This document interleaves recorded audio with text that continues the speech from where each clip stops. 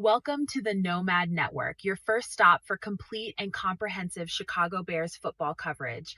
Dive deep into analyses, updates, and all things Bears. Subscribe to our YouTube channel today and never miss a beat. Thank you in advance for your support. We promise to bring you the best because together we're unstoppable. Go Bears!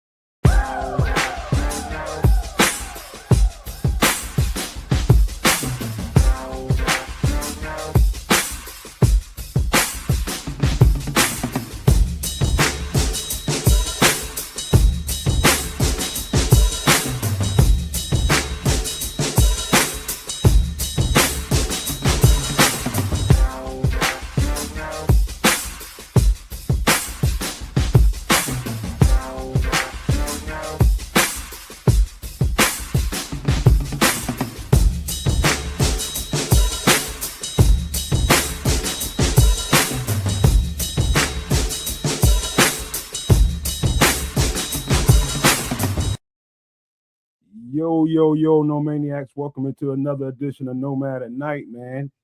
Hey, listen, we getting real close to some big decisions that have to be made. And tonight's show is going to be a lot to do with some of these decisions that probably are going to happen. And the tampering period is about a week away.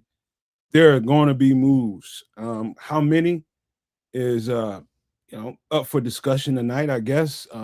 I do believe that this year, even though last year Ben Johnson got his way in kind of in free agency and in the trade period, they built the offensive line pretty much through that market. And I think this year is going to be a big, huge Dennis Allen year. And whether that happens in trade, whether that happens in free agency, I think a combination of both are going to happen. And I'm looking forward to it. The tampering period is right there around the corner. Combine is almost over. And no, I did not really watch it. I watched the Fat Boys the first day just a little bit. I watched them move around just a little bit, but I've intentionally stayed away from that because I don't want it to sway my thoughts on all the film that I've been watching. I believe that the film is going to tell you the truth every single time. And I still believe that the combine is a total waste of time for people like myself that watch film. Total. I bet you Mike Washington moved up in the rankings. In whose rankings? The general big board rankings. Yeah, I don't care nothing about them. You know what I mean? He didn't move up nobody's board that's a GM. Trust me, they already knew what Mike Washington was. Mm-hmm.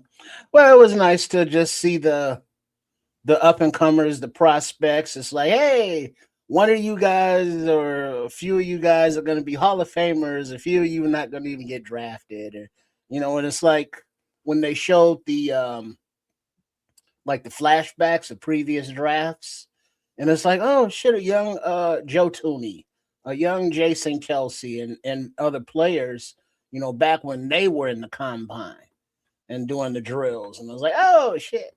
And so, looking at these guys and seeing how they perform and the emotions that they display, just going through these drills because of the amount of, work that he said that he put in to get to this moment. Specifically, Mike Washington, who after he ran his 40 time, he actually had to sit down on the bench. And he got tears. He got emotional. So what did he run? What did he run, by the way? Like a 4.33. Yeah, you can see it on tape. Yeah, definitely. So, but I mean, he's a big dude. He's elusive. He got speed. So it's like, yeah. But it's just looking at the athleticism of the Fat Boys, as you say, and it's like, I wonder which one. Ben Johnson's looking at his TV at like, yeah, I could do things with him at left tackle, or the Styles boys, the linebacker and the safety, the Ohio State, Lorenzo and Sonny. Yeah, specimens, fast, big, strong. Does it show on tape? Man, I've been talking about Sonny Styles for 2 years. All right. What about the other one, Lorenzo? Lorenzo shows I'm still in the midst of his stuff because Ohio State has so many studs on that team, especially on the defensive side of the ball. There are so many of them. Like you can be in the middle of watching, say, Arvell Reese and get caught up watching Sonny Styles. Be in the middle of watching Sonny Styles, get caught up watching Caleb Downs, and so many other football players on that team. It is studded. When I tell you Trip studded, I mean there's nothing but jewelry on that defense. And so it's hard to watch Ohio State tape because you get distracted, man. Watch the other guy, like, man, I ain't been paying attention to him. Let me watch him. And it gets kind of mixed up for me. Maybe that's because of the brain that I have. You know, yeah. When players and plays jump out, you know, your eyes go there. But you know, but we also, aside from seeing the underwear Olympics, if you will, yeah, that's what there was also some news that came out. I'm sure you heard that, you know, throughout the combine week, right? Well, if it got anything to do with this, I'm about to put on the screen. Is it that? Per Jeremy Fowler, there's a strong trade market for linebacker Tremaine Edmunds. The Giants, Titans, and Raiders are named as interested teams. Fowler suggests that there's a decent chance, quote unquote, of a trade. It was that. It was also the announcement that Tyson Bagent, big gervon dexter, offers are being listened to if necessary. I heard some of that, yeah. I heard some. You know, and that was straight from the horse's mouth of Ryan Poles. Damn. I didn't hear about no. There's late ass is. I didn't hear about no Tremaine Edmunds actual trade market with teams named. I didn't hear about any of that at all. I'll tell you why it makes a lot of sense, and why I think it's got a lot of credibility is because all three of those teams just switched out coaches, and they're installing a new system, and Tremaine is probably a fit. Oh, I see what you're saying now. Actually, you're going to start your team over. You're going to start your team over and start a new defense. You need somebody to lead them. Yeah, it would be smart in a new regime situation where you're sort of flushing things out and starting anew. Shit, I would like that Giants defense would be pretty badass if you added a Tremaine Edmunds. I wouldn't want to send him over there. I just got to say that, man. Well, it doesn't matter how much you think we can get is the question. You son of a bitch. You know what? Like I'm kind of with you there too, because it's cut or be cut. That's what's happening. You know what I'm saying? No matter what happens. So we can get a little something as well on top of saving $15+ million. You know, what's good for the goose, man. So. It's hard to get an upper tier middle linebacker that's still young. You know what I mean? In this league, and Tremaine is still pretty young. Yeah, he is. Came into the league young. He's still pretty young. He's been playing a while, but he's young. And now, before any trade happens, Tremaine, his agent would work out a deal with whatever team wanted to trade, correct? Like an extension deal? Probably. Or does like Ryan Poles just say you're traded to that team because they gave us the best offer? Y'all figure that shit out. They're gonna ask the Bears to pick up some other contract or something along those lines. And it's up to Ryan Poles to decide whether he wants to grab some of it just so he can get the deal done and get whatever compensation he wants for it. But it can go a couple of different, 2 or 3 different ways. Hey, Paul, shout out to Paul Rodriguez out there in the chat. But look, them Raiders look kind of good though. No, the Raiders. Raiders. If we're talking, if all this Max Crosby talk is out there and everybody's going through the motions, sending a certain Mr. Moore out in that direction, maybe you sweeten the pot a little bit. No? DJ and Tremaine for Max, straight up. Who says no?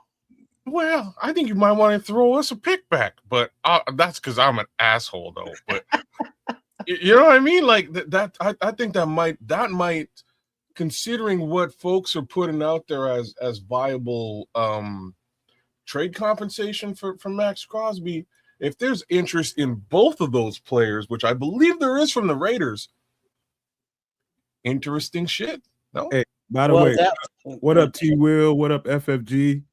What's going on, fellas? White Ghosts, Cloud Chasers, True Pilgrim, everybody in here, man. Big up, big up. Shout outs. But that was the kind of news that, you know, came out this week as, you know, Ryan Poles was on the mic, you know, being interviewed.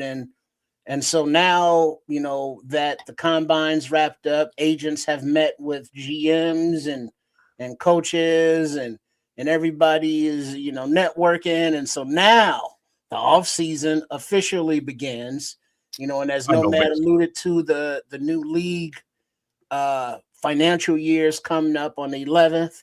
So it's like, man, it's about to jump off with the free agency, you know, the trades, and then we got the combine at the end of April. Make sure you all tune in for our live I'm sorry, I said combine, but draft for our live draft coverage. Because remember, kids, what does this mean?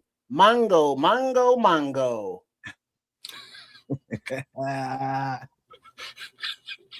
That means run the damn tape, fool. You know what I mean? That means run the graphic. That means that the pick is in. Everybody shut up. Let's go. Pick is in. Run the graphic, cats. All right. So, it's been about a year since I've that at the end of what is it? Starting in April, was it 23rd, 26th, or whatever it is? You know, for the draft. So make sure you're here for that. And so you're subscribed on the Nomad Network at Cads of Canuck and Sports Chicago Style, also known as Triple R SCS. So yeah, the offseason is here, and it's like, all right, let's get it popping. What it do, Bishop? Everybody, man, thank y'all for being here. Where you at, bro? All right. So listen, man. I think there's going to be some kind of movement in the next 24 to 48 hours of some kind.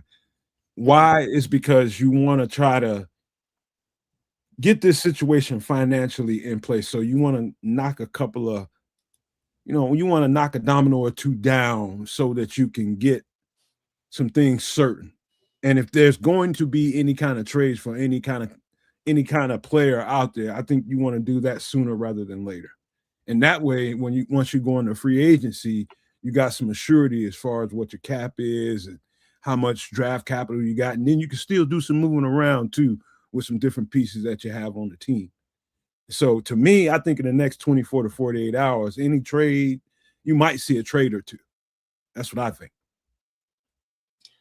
You ain't wrong, because I like, as you were talking, I had to load up spot track, whatever you want to call it, just to see what the cap space looks like right now. And they're still $11 million under. So there's moves that are required and how and fast, so that they can make any level of machinations as they move forward, right? Can't really do much without figuring things out, because that's not a favorable situation for you to really go into free agency at all, right? I heard somebody's at White Ghost said that he's talking about the safety from Oregon ran a 4.3. There's all sorts of good. I didn't pay. I really meant to buckle down and watch this thing, and I buckled down on day one, and I was so mad because my son, like, yo, I got to get a picture of my son. I'm gonna tell you what I'm talking about. I got to get a picture of my son and put him up side by side, like split screen, with Akeem Mesidor, because at certain angles, these two kids look identical. And I was like, holy sh! I was playing around a little bit before, but they look, now that Akeem's cut his dreadlocks off and my son's cut his off, they have the same haircut, full beard. Like, they look very similar. My son's like lighter skin, and I have to say he's better looking, but it's all good. Like, they look a lot the same. And I was so mad when Akeem didn't run. He didn't do anything out there, because I really want to see what he brings to the table live and direct. So now I got to go dig in the tape, which I did a little bit. I still think he's a perfect prospect. You think for 1 second that Akeem Mesidor not performing in the combine hurt him at all? Oh, not in the least, dog. That's why look, it's not in the least. What I am going to say is, well, okay, I say not in the least, maybe a little bit, but like when I say even a little bit, it's just that other players get that opportunity, grab the brass ring, and shine. So, it's not like, put it this way, it's not as if he ain't going in the first round. You know what I'm saying? Like that's etched in stone. He's going in the first. If somehow he falls out, he's going early in the second. Doesn't really make much difference to an Akeem, right? I'm like Chris Brown, man. What is the combine there for, man? It's just a dog and pony show, man. That's all. Like he knows what he put on the years, table. He knows what he brings to the table. Yeah, over the years, I've come to agree with that sentiment, because they put enough down on film that you can go back and really get a good assessment of what each kid brings to the table. Well, but so looking at the scientific aspect, what the scouts are looking at as they explained it, when they do the overlays, like when they draw the lines. Now you're hitting the nail on the head. And now, like the wide receivers, for instance, when they were doing the drill and the wide receiver has to turn, catch, and then run straight across the field, catch this way, catch that way, catch that way, catch that way, and turn up the field. They were showing the tract of the footsteps, how they move. Some receivers were, zigzaggy. You're supposed to stay straight along the line.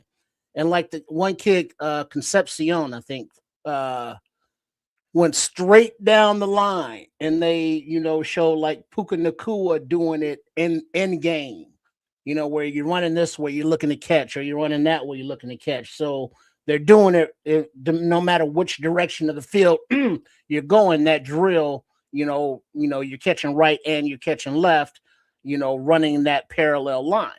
Are you catching it with your hands? Are you letting it get to your body? So it doesn't detract or add to the game film, but it just shows the athleticism, like the offensive lineman, like the big Freeland kid, or the other kids, the way they move with the drills, and how they the offensive line handoffs and the pulling, and how they they shuffle their feet. So it's just looking at that, and then just looking at how fast they are, and it's like the 40 times are just crazy. Yeah, hey, you're right.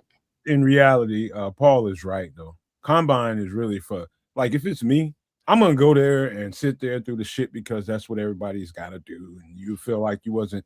Everybody will be talking shit about you if you just went there and did the interviews, did the medicals, measurements, and all that kind of stuff, and just roll the fuck out. But everybody be looking at you like you're wrong for that. You didn't do a thorough analysis, but in reality, that's all they need. Well, that's all they need. They've already watched that tape. Okay, so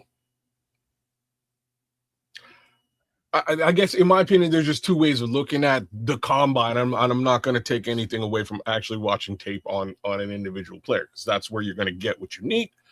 Trip kind of just nailed it, because what's happening now is they're sort of building analytics around it, and it's interesting to actually watch and get an understanding, and then go back a couple of years and scale out on a wider zoom and go, okay, just like he's saying, this is what Puka Nakua looked like. This is what this wide receiver looked like in this situation. And we can make a little bit of a comparison.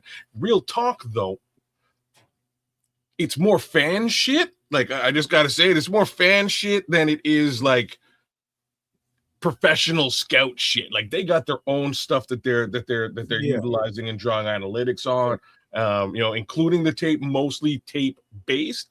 So, it's not like the combine isn't really going to affect a team's big board. It's probably the best way to put it. It's not really going to affect the team's big board. There's really only one metric that comes to play that might be interesting on a team's big board, and that's actually that's the 40. Right, just a 40. How fast are these kids? We don't really have numbers on their speed.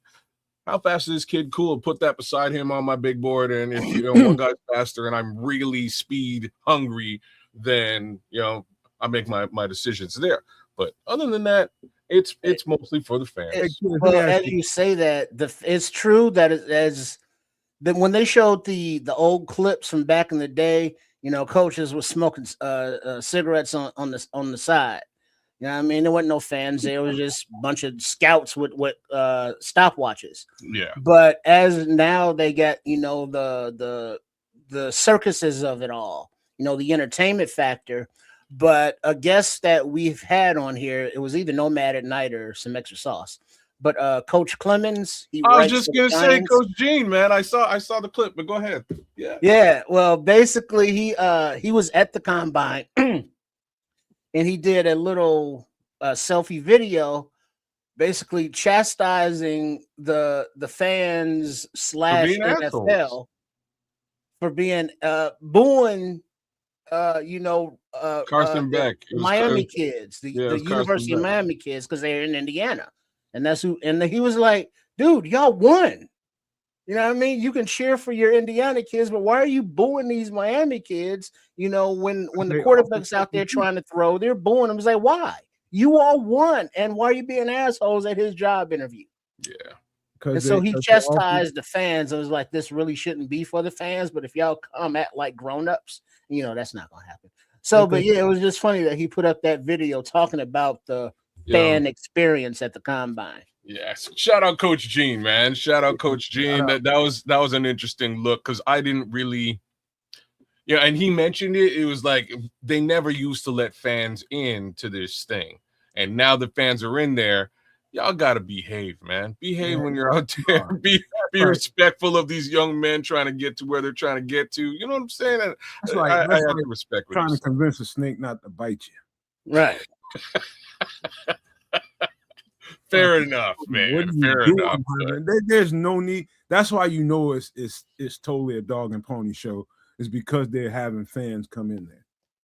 Sit your mother ass at home and watch the shit, man. What the man? I can't stand the combine, bro. Because you think about it this way, kids. If you were Akeem Mesidor's agent and you're putting feelers out with coaches and stuff, he can do that. That agent can call every GM in the league, all the scouts, all the personnel from every team, and get an idea of where we sit with you. And if that agent were to pose a question to, say, Chicago Bears, he's like, you know what, my client, he's kind of urging me to ask you guys, do you think it's important for him to perform at this combine? And I wouldn't be surprised one little bit if that question was posed and the Bears told him, no, there's no need for him to perform. We know what we know. Would you be surprised at hearing that? Well, I wouldn't be surprised at all. It's funny because, again, me and my son were talking about it immediately after. I was like, damn, I didn't get to see Akeem, because I'm hoping Akeem somehow falls to us. And he was like, man, Dad, as much as I respect the combine and would love to participate, real talk, if I was in Akeem's shoes, I wouldn't do it either. You know what I mean? Like he had to own up immediately. He was like, I wouldn't be running out there just because, hate running. You know what I'm saying? You might blow a tire. And you never know. You never know. A big boy, some of them big boys in there, all them big boys. Let me tell you, I promise you this. Whether you're an offensive lineman and a defensive lineman, that is the last time in their entire life, unless they're running from the police, they're going to run 40 yards. Period. They will never run another the NFL, the Ixnay Police. They will never run 40 yards again for the rest of their life. Why the hell you want to watch them run the 40 at the combine? Never running no 40 yards, man. You kidding me?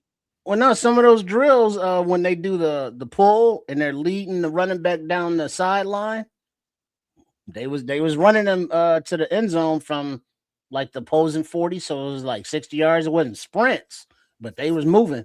Yeah, they were being assholes. Them coaches was just doing it for the show. Yep. Yeah. Like I said, I can't. I enjoy it from my own personal. What time out, kids? You think they do that to us in practice every day? No. No, not those. Make you run all the way to the end zone?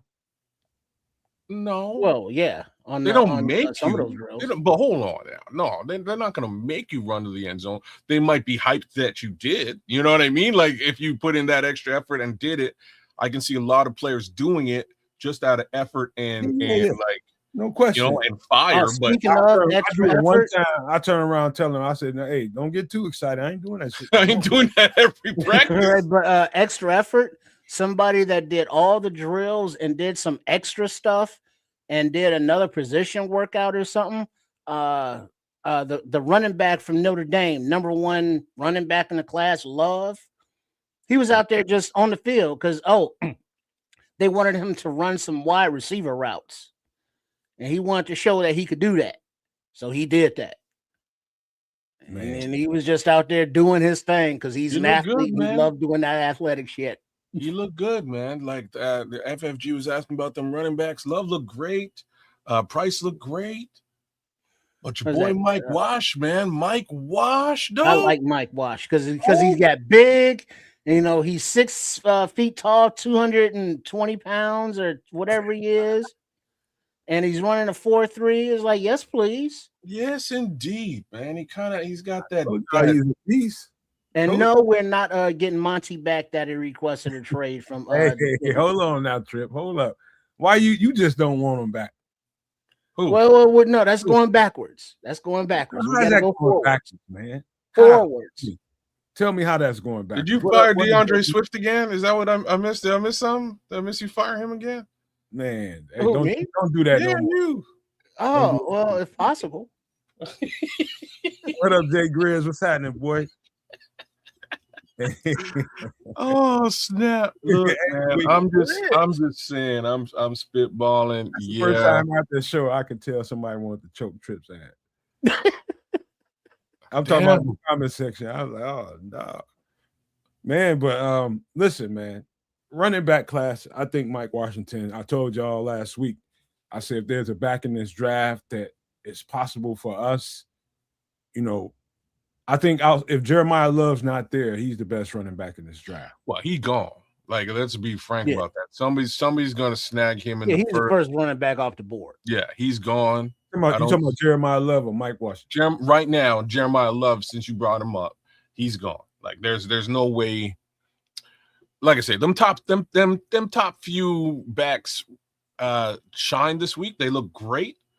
The wide receiver class actually looked pretty impressive too. I'll say that as well. But them backs look pretty good. I don't safeties though. Safeties didn't look bad either, man. I like linebackers and the linebacker class look great. Like and what was the cornerback that we talked about last week that Nomad spotlighted that somebody posted about on the Twitter? Who, Will Lee? Man, you got was it Will Lee? But Will Lee looked good too, though. Will Lee looked good. Probably I think that might have been who it was. That's who he spotted, cornerback. Damn it! I probably the guy I had a week before. I can't even remember who it was now. I have to find it, but I know who Tripp's talking about because he posted something about it. Like I'm saying, the running back back to it. Running back class look legitimate. I'm not going to sit here and say it looked like last year's class was a little bit of an anomaly. Last year's class, right into the 7th round, as proven by Kyle Monangai's performance this season, right into the 7th round, you could get yourself a back. Like there was a plethora, a surplus of running back talent. I don't know if that's what we have this year, but what I am saying is these first 5 guys. There is. Marcus Allen. That's who he's talking about. Marcus Allen. But yeah, these first few backs are talented for different reasons. A lot of people like Price a lot. I think Price is a great back, but you know, when I see Mike Wash, I think of 2 players, and both of those players are 3 players, really. All 3 of these players are you know, top high-end elite talents in the NFL, and that's obviously Adrian Peterson, Derrick Henry, and the other guy would be Eric. I'm blanking on the last name. Mike Washington is a workhorse. He's Bro, a he's a workhorse and a half. he's like having Adrian Peterson and Jonathan Taylor. Still Eric, man, old school running back. Wait, what are you talking about? Eric Dickerson? Eric Dickerson. That's it. Them like that's who the kid reminds me of. Any one of Those them three. upright runners, Upright, tall. I tell you something long else. strides. I'll tell y'all something else. God bless the dead. When I say this, anybody once Mike Washington gets up to full speed, I don't care who you get out the way. Business decisions are in a full effect, bro. Your ass getting flatlined. Telling you, I've seen it on tape too many times, man. He will flatline your ass. Yeah. Oh, damn. I loved it. Dickerson was a different thing, but it's the level of burst that Dickerson had with that upright. Same thing with AP, but AP could do it any kind of different way. Like AP was off the chain. And Derrick Henry, good luck bringing him down. And it's that size. He kind of has a mixture of all of those things. And boy, I don't know how you stop him from getting a yard. With that 6'2", you can just lean forward and get that yard. So it's one thing that big, but and then have 4.3 speed. I don't know how you stop that, right? That is tough to stop, and that's what I'm trying to say. If we're able to somehow luck into something like that in like due to surplus draft capital, I'm so with it. But right now, I just don't see us having surplus draft capital, man. Like that's my problem. I just don't see it now, but I do see some opportunities coming to get a couple extra pieces here or there. I mean, I think we'll see.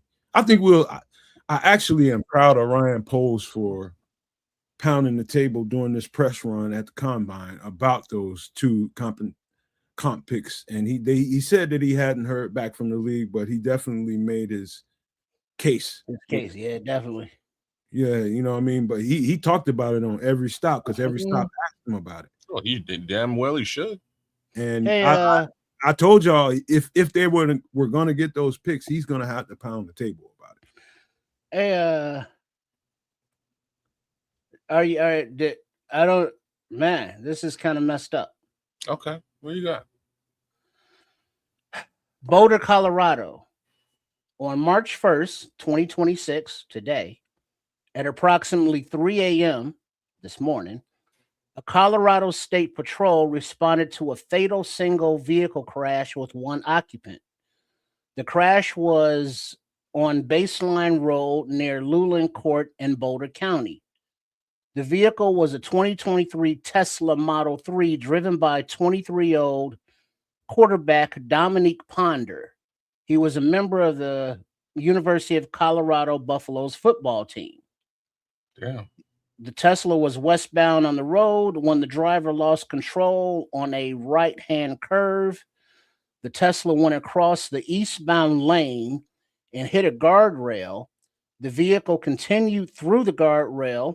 The Tesla then struck an electrical line pole and rolled down an embankment, landing on its wheels and catching on fire.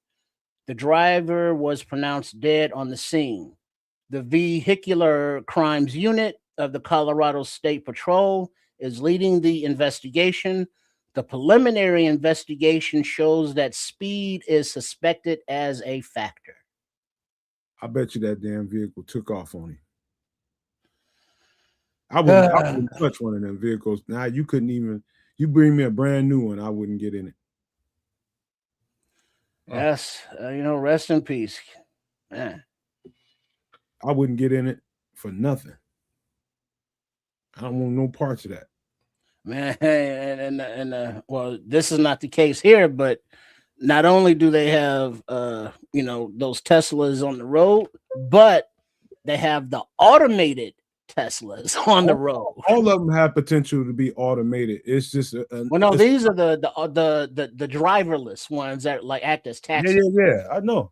They got driverless delivery. You can get so you got the driverless and the Tesla, so you get 2 times going on. Yeah, I don't like it. But hey, man, good vibes and hey, man, rest in power. How that's so bad. That's so bad. I already got. I ain't even gonna mention it right now. I'll wait till later on when we close the show. But man, that's Yeah, I mean, we're talking about the combine and these kids turning pro, and this is just was still 23 years old, college kid, not even in the combine yet. So yeah, just prayers everybody involved, yeah, just family, friends, teammates, coaches, all of that. well. All right, man. Listen, I got amen for thank you for bringing that up, man, because I didn't know. I had no idea about that story. But I've been kind of sidetracked today, the last couple of days because of stuff. But you guys, I got a little handful of guys to talk about tonight if y'all want to. Sure. Yeah. Oh, and FYI, why Nomad's bringing that up, kids, on the Stick to the Model GM simulator. Yes, when sir. we star those guys in the draft with the little gold stars, it saves.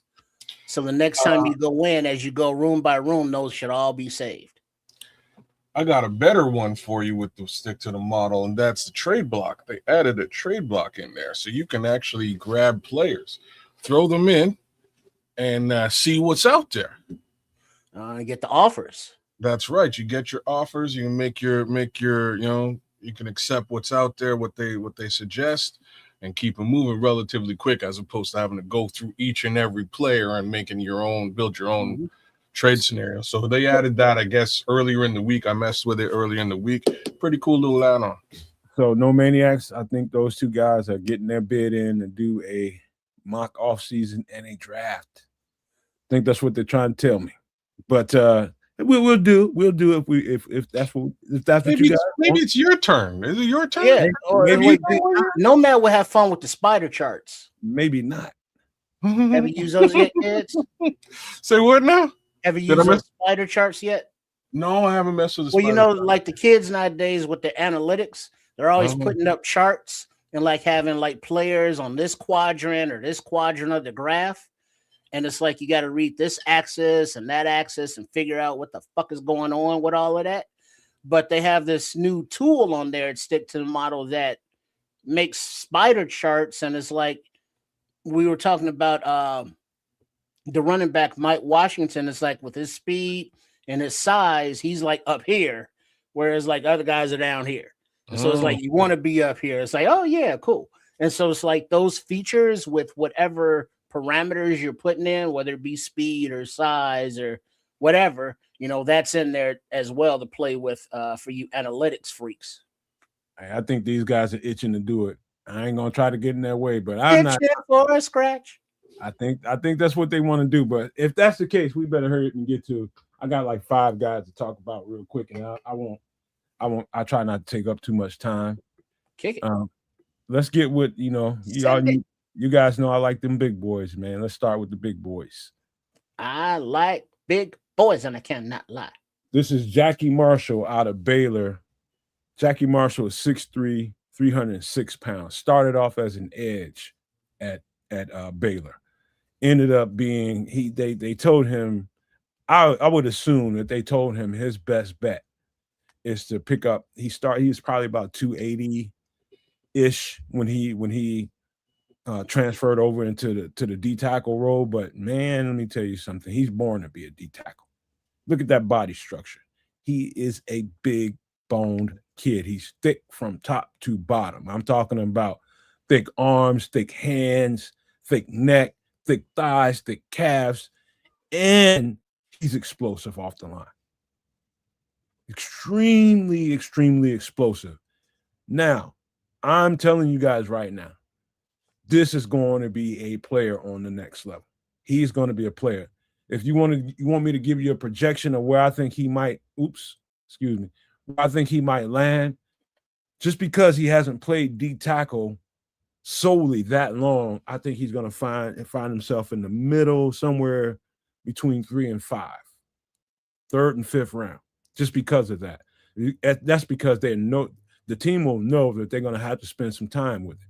But his hands are really, really active and violent.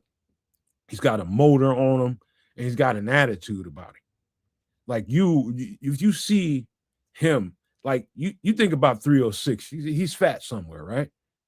Nah, cat ain't fat nowhere. Like the only thing I would have went to the combine for to check out Jackie Marshall is about outside of the interview and just checking to see what kind of individual and how he thinks. I would have been like, what's your body fat percentage? Because this guy, look at him. He's 306. He's all meat, bro. You know what's funny? What's that? He wears one of them. He wears his jersey. I can't like do it because I'm sitting, but he wears it. He's got like one of them small jerseys, so his belly's always hanging out, and there's no belly there. You mean like a wide receiver jersey? He's got like a crop top on. You know what I'm saying? Like that's kind of how he rocks his jersey. Believe it or not, that's probably a big deal with the coaches and the scouts and the position guys that are looking at him. They're gonna notice that. I noticed that right away. I was like, his body, he's lean. He's lean, man. Really lean. What kind of motor? He's got motor. He's moving. He's moving all the time. I mean, like to the echo of the whistle motor. Yeah. Chase him down. Jackie Marshall is. I'm telling you right now, Triple R, this is a real sleeper. How tall is he? 6'3". 6'3", 3 bills. Is that a Dennis Allen? Yeah, because they say, but historically, Dennis Allen prefers the 300-pound defensive tackles early, and then like the 350 guys like later. Yeah, because those are nose guards. These are the guys that's going to really create all the action on your defensive line. The guys. What are you calling him, a 3-tech? Yeah, he's a 3-tech. Okay. Hell yeah, he's a 3-tech. But I mean, look at him now. Look at I'm laughing because his every snap, his jersey's at his belly button, and it's kind of funny. You don't see that with a defensive lineman. You know what I mean? You might see that with a wide receiver or running back. Running back all the time. Stop hating, do some crunches. What up, Dodgy? But but he doesn't need to do the crunches. Oh, I'm sure he does a lot of crunches. He must be killing the crunch. Like he's rocking it out there like Ezekiel Elliott, and there's no belly at all coming. Was through. These young athletes? It was one. It might have been Love in the combine. Was saying that they train so hard and they're in such good shape, or it might have been the guy with the mullet. I'm not sure, but several of them talked about their nutritionist and how they're on regimens and programs to eat right. These kids aren't eating fast food. No. Like your average typical college kids. They're paying attention to what they're intaking. Oh, they're eating it. They just burning it off. Well, one kid said today, since the draft is over, the combine is over, he was going to a restaurant to get a chocolate shake, no whipped cream with a cherry on top. Okay. He's been dreaming about that for a few months now. Now he gets to enjoy it. And it's like the discipline to be like, you know what? I don't want no chocolate shake right now because I got to train. And it's like 300 and whatever pounds, at 6'3", he's not eating all that greasy stuff. And if he is, he's burning it off. Look at it. He's a specimen, kids. I was just about to say, Trips, what do you see when you see this kid? When you're looking at this graphic right here? I don't see 300 pounds. No. Oh, he's 300 pounds easy. Oh, I believe you, but with just looking at this graphic with the let's say the love handle-less waistline that he has, I'm looking at it like, all right, that's a nice in shape, like 275, 260. Oh no, like you have to see this. You have to see him though, because like you can see where the 300 pounds is. It's everywhere but the belly. Yep. Right. Like he's like you said, he's thick everywhere. He is legitimately thick. His ankles are thick. His wrists are thick. You know what I'm saying? Like it's kind of crazy. He got a crazy build. He's unique that way. You don't see very many 300-pound Jacket. individuals that is pretty much all meat. It's always fat some freaking where, bro. I never seen anything like this before. I'm telling you, he's weird like that. And the fact that he's just now starting to really lean in it. He played some D tackle while he was playing edge. He's moving in, he's moving out, but he played majority edge for the last couple of years. But he went exclusively because I'm sure the coaches told him this is your best chance to be drafted in a high round. Go in there and really give your all into D tackle. And you can see like he put on them extra 20-something pounds and it wasn't hard. And he turned it all into muscle. That's not easy, man. I mean, but you had to be built in a certain way. Your genetics need to be a certain way to begin with in order for you to put 20+ pounds on and it not be fat. So that should tell you a lot. Genetically, he's won the lottery. If you can put on 20-something pounds in a year and still look like that, that's not easy, man. How old is he? Don't get me wrong here. Now he's probably about 23, 24 because they staying a little longer now. But yeah, he would be an interesting 3-tech if you could get him a little bit later in the draft. That would be an interesting. I gotta admit, that would be an interesting maneuver. He plays with his pads pretty low. Yep. You know what I mean? Like I would love to see what this kid looks like in against NFL competition. So like I wouldn't go that far, you know what I mean? Like I wouldn't go that far, but it really wouldn't be a far cry. What does he say? Aaron Donald. That's what he's saying, right? And I'm saying like them Bill types of comps are hard to come by, but he's like the other thing about Aaron Donald, he's probably about 3 inches shorter than him, right? Aaron Donald's just short and stout. Yeah, but then he's got, he's just super powerful and motor. So this guy's got a lot of that power. He's got a lot of that motor. But like I can only imagine when he puts his hands on you, it's like just like a sumo wrestler slapping you down. Oh yeah, he's gonna put, and he hasn't even matured yet.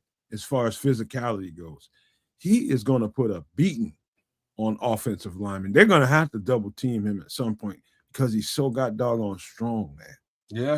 Yeah. And he's going to have. This is what NFL players tend to look like when they mature. Yeah, after a year or two, you're right. You know what I mean? Like once you put your weight up, season 1, you're slow. You trim it all down season 2 and you get the speed back, but you retain whatever muscle you put on in season 1. And then in season 3, we see that on the field. You know what I'm saying? So like basically Gervon Dexter. Like what I'm saying. Like if you look at Gervon season 1, he's a little bit over. Season 2, he's felt. Maybe in season 3, he might be a beast. And this is why I think folks are kind of looking at Gervon as a potential trade candidate. Anyways, back to Jackie Marshall. Yeah, man, I'm interested, especially if you're saying he's probably projected rounds 3 to 5. I think that's a great place for him for a team to pick him up. Jackie. He's listed as that in different places, depending on what. Mr. Charles says, whatever reference he has at 293, 6'2" and a half, 293. It's going to be different wherever you go. Different. Well, after dinner, I'm sure it's like 310. What do you mean? This dude's got the physical traits. You're talking about traits, and then can you see it on the field? Can you see it translate? Jackie Marshall has got the goods. I'm telling you guys right now, he's going to put a whooping on offensive linemen for a long time. Because I'm telling you, he hasn't even matured yet. He doesn't really even know. And his hands are pretty good now as it is. Swim over, rip under. Everything is really, really good. And he's being coached well. And all that's just going to be enhanced when he gets to the next level. And so Jackie Marshall, if you can get that guy anywhere between 3 and 5, 3rd and 5th round, You just got your steal. So You just got your steal. He ran a 4.88 in the combine.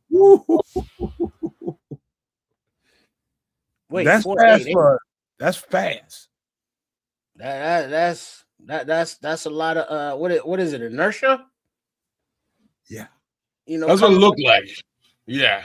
That's like a great word for him. He's inertia, period. The way he moves, you just got motor. He's coming at you and moving things. But what up, Relentless Mikey?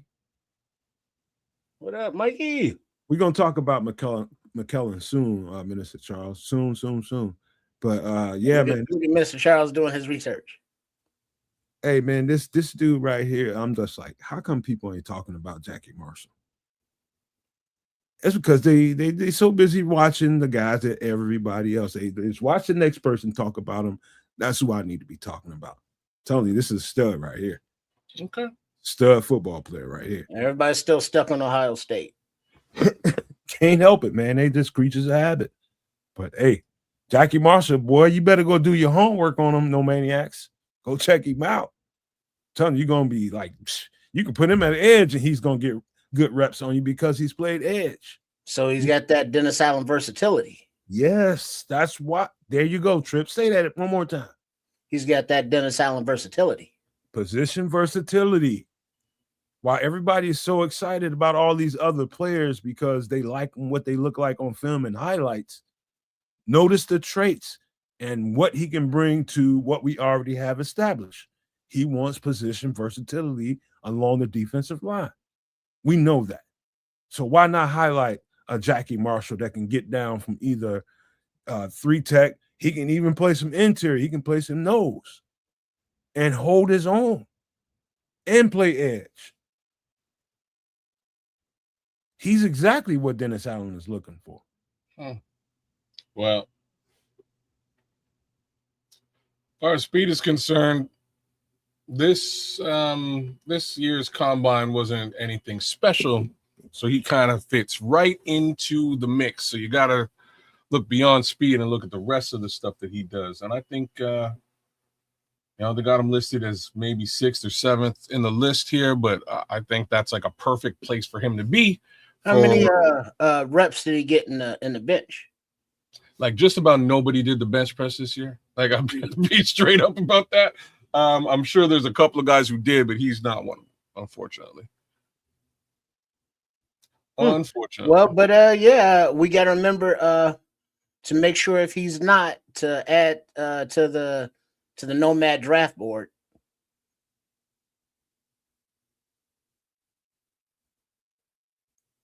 Nomad? My bad. I was talking my ass off and I was on mute. All right. Yeah. Go ahead. Where we going next? Jackie Marshall out of Baylor, man. Stud football player. There ain't nobody talking about, and they should be. Well, that's why the Nomaniacs and others come to the Nomad Network, come to Kids of Canuck and Sports Chicago Style, RRSCS on YouTube, to find the prospects that the scouts are looking for. So, Jackie Marshall, you heard it here first, the Nomad Network. Nice. Hey, right, who we got up next? All right, we're gonna get on some off-ball linebackers. You know why? It's because we might need them. Yeah, exactly. I'm gonna give you a good one right here. We got 2 of those. I doubled down this week, so we all defense this week, just for the record. But this is Justin Jefferson out of Alabama, who is 6'2", 227 pounds, fast as all get out. Don't ask me what he ran in the 40 at the combine because he's an Alabama player that's in the draft. He probably was at the combine. Don't know what he ran, but I know he's fast. And his play speed equates to, the quickness and the twitch. 4.57. That's not bad. Ain't no problems with that. It's not a far. It's right in the middle of all the prospects as far as the linebacker case scenario is concerned. What up, Slimbo Boogie? And now you're saying that he's a linebacker, not like a safety? No, he's off-ball linebacker. Okay. Projected in the 6th round. That's just projections. And I think that's pretty much where, unless they move into earlier rounds, I think they'll land a linebacker somewhere in that neighborhood. And Justin Jefferson's got all the traits in the world: speed, FBI, football intelligence, quick twitch, closer, finishes his tackles, everything that you want. Can read, react really, really fast. And that's one of the things you gotta pay attention to when you're watching linebackers. Justin Jefferson checks all my boxes, man. I don't see. It's like he stayed in college a little bit long for, you know, most Alabama linebackers. Most Alabama linebackers are coming out after a couple of years. They're gone.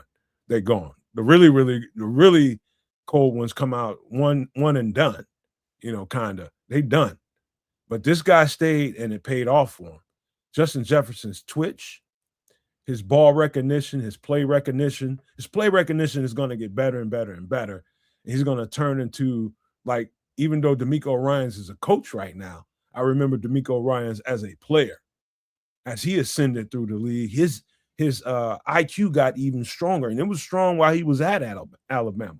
And so trust me when I tell you, this guy's high on D'Amico Ryans' list of linebackers to go and grab. He's high. I'm telling you why. They know linebackers, the Houston Texans. There's a reason why that team ended up being like the #1 defense in the league, because they got really, really good linebackers. And they know what to do with this kind of skill set. I'm hoping that Dennis Allen can tell, like, this guy's skill set translates to whatever. He could have been playing in the league last year. He's good. But you know who's getting all the attention, and he deserves it too? It's Deontay Lawson, the middle linebacker. And so this is one of those times, again, Trips, when I'm looking at a certain person and ended up on default falling into number 10. I'm like, oh, I need to watch him some more. And so the more and more I get into his film, Justin Jefferson has it all. Speed, coverage ability. He's even got hops.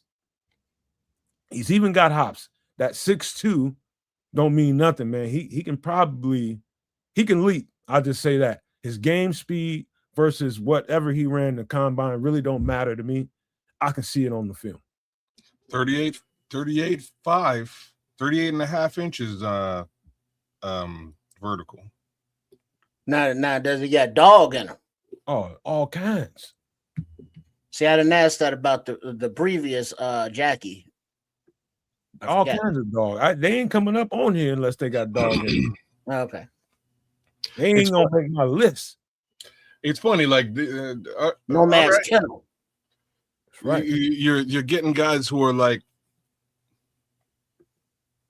they're going to be available. They are not your top tippy top guy, but they're smack in the middle. And the question is, do you have that dog in you? Are you fast enough? You know what I mean? Do you have those traits? And I think this is another one of those guys in Justin Jefferson. Justin Jefferson and Jacob Rodriguez line up very closely. You know, I know there's a lot of talk about Jacob Rodriguez. I watched him in the combine. I've watched some of his tape as well. I think Jacob's awesome. And definitely, a little somebody that we might enjoy having on the team. But Justin would be a very close second. I gotta check that explosiveness, don't you, kid? Very explosive and fast. Very explosive. I think my only slight take back is just his height. He's straight up 6 feet. I'd like him to be have a little bit more length is all. That's my only. You know what I mean? Might be accurate, but he's listed at 6'1", 6'1", in which it really doesn't matter to me. You know, you can't like like when you turn on certain film, like say a guy lacks a couple of inches. So what? Does he have the agility to be able to get up and take balls out of the air, get his hands on balls? That's all coaches. That's all that really matters. Even if you're not the height that is preferable, 6'1" is fine. It's just fine. Can you make up for it with your athleticism? He's got it all in spades. Yeah, like I say, I agree. I do lean towards a taller player in general. You know what I mean? Like that would be my, if I was drafting, that would be the thing that I'm kind of looking for. It's just length across the board. But you can make up for that length with instincts and speed. You're damn straight. So it really comes down to tape at that situation and who's left on the board. Hey, Kez, do me a second, because my cat is, I don't know if she's out here fighting or whatever, but just talk about what you're looking at on tape. I'll be right back. She better. Kid's got motor. He's. I'm not going to say he's super fast, but he ain't slow by any stretch of the imagination. He can get sideline to sideline. He's a heat-seeking missile as far as tackles are concerned. He will come at you and get some. He'll come get some pressure on the quarterback too. So again, very similar film to what you would see with Jacob Rodriguez. Very, very similar, these two guys in my personal opinion. Right down to speed and vertical, they both have the exact same numbers in that regard. Strangely, I might lean towards Jacob Rodriguez a little bit more because I believe Jacob is slightly taller. Let me just double check on it. Well, it would be, I'm sure, refreshing for Dennis Allen to have some added speed at the linebacker position, and especially with the versatility of this kid, being able, to cover because of his, his speed as well, and because that. Your Styles, your Rodriguez, your Perkins are getting the majority of the picks of higher. He's going to be available, I would think. You mentioned Perkins. Let me just take a quick look at Perkins if he's around here. He's not around here. Okay, cool. No problem. So like, Kyle Lewis is a fair amount ahead. I don't see Perkins in this list. Maybe he did not participate, but that's fine. Like the other upside is, end of the day, we're going to see just about all of these guys at their individual and respective pro days, as well as we get closer to the draft. So these aren't the end all be all numbers. These are just the. Oh, you're allowed to disagree with me, Minister Charge. What are you saying? But he's saying Jefferson is no Rodriguez, as talented as he may be. Okay, hey, fair. I personally, I'm leaning towards Rod. You're actually not disagreeing with me. I actually would lean towards Rodriguez as well. I'm just saying that if you can't get Rodriguez, you know what I'm saying? Like, he would be a close second. Measurables are very similar to what Rodriguez has. I would say that on a measurables perspective, not on a game tape perspective. I have to say Rodriguez game tape kind of speaks for itself. I would say this about Rodriguez, and I like that cat for sure. The only problem I have with Jacob Rodriguez looking at his stuff is, and I don't know what he ran at the combine. I don't know and don't really care. I just that tape is going to tell me. Both ran 4.57. Okay. I don't see that on the field. I don't know what Jacob Rodriguez did to 4.57 is fast. I don't care what nobody thinks. Everybody ain't nothing wrong with that for a linebacker. Ain't nothing wrong with no 4.57. At all. Shit. At all. Jacob Rodriguez is a stud football player, but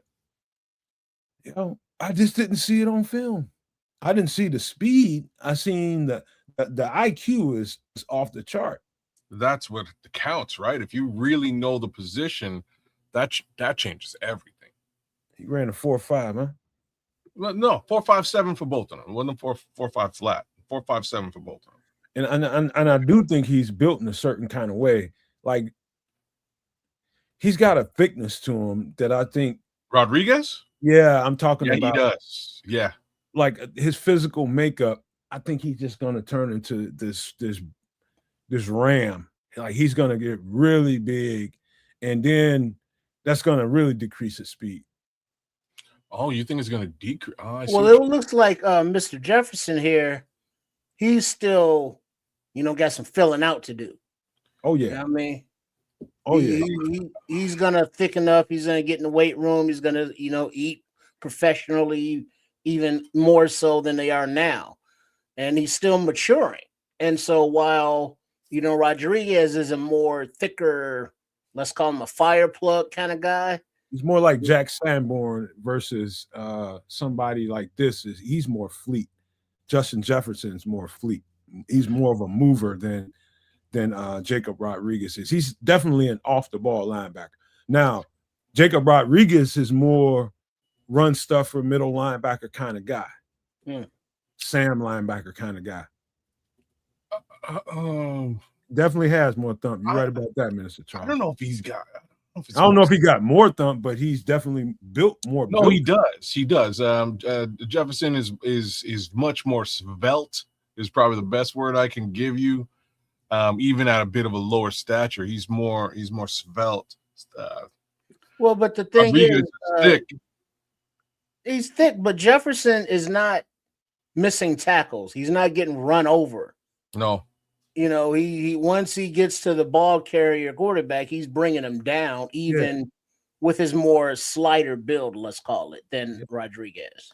He's lining you up, and he's going to lasso your ass and put you on the ground. He's going to finish that play. Justin Jefferson is a better player probably all around than Deontay Lawson, because Deontay Lawson's tough. Like, he's like, to me, the second, third best linebacker in the draft. And I think Justin Jefferson's got more variety. I think you can use him in a lot of different ways. I think you can play him. You can drop him back and let him play safety. That's how the two linebackers I'm talking about, very similar, exact same size. But Justin Jefferson, I'm telling you guys right now, he's one of the underrated linebackers in this draft. And I'm telling you, you're going to probably end up with the doggone Houston Texans, because D'Amico Ryans knows these dudes. And why they're tough defensively every single year is because he knows what to do with the Alabama linebacker. Let him eat. Let him eat. Right on. Where we going next? What we got? Another guy that I think is really, really good, and you're going to start hearing more and more about him as the draft comes up. Owen Heineke, linebacker. Another off-ball linebacker out of Oklahoma. Really, let's just say the best thing about Owen Heineke to me is he's a sure tackler. Sure tackler. Can cover space and really, he just really closes the gap really, really fast. So if the screen leaks out to the left, screen leaks out to the right, he's going to go right through the blocker. I mean, literally torpedo right through the blocker, and he's going to get his assignment done. Wrap him up, and if he doesn't make the tackle, he's going to send that player right to where he needs to be, where the help is coming. And so that might sound simple and like, what are you talking about, Nomad? That's important, because if his responsibility is outside in, he's got to handle the running back. If you can't make that play, you make sure you funnel that guy back to the inside, so where the help is coming down the line can take care of their business. He makes the right play every single time. And that's attractive to really good defensive coordinators at linebacker. Taking care of your assignment, making sure your assignment's sound, and you're not leaking. He's good, though. And I think he's got some speed to him. He's exactly 6'1". He's the same measurements as Justin Jefferson. 6'1". Now, this is the one I think might be under 6'1", but that's okay too, because he can make up for it with athleticism. 6'1", 227 pounds. Can move like light. He just really sticks out on tape.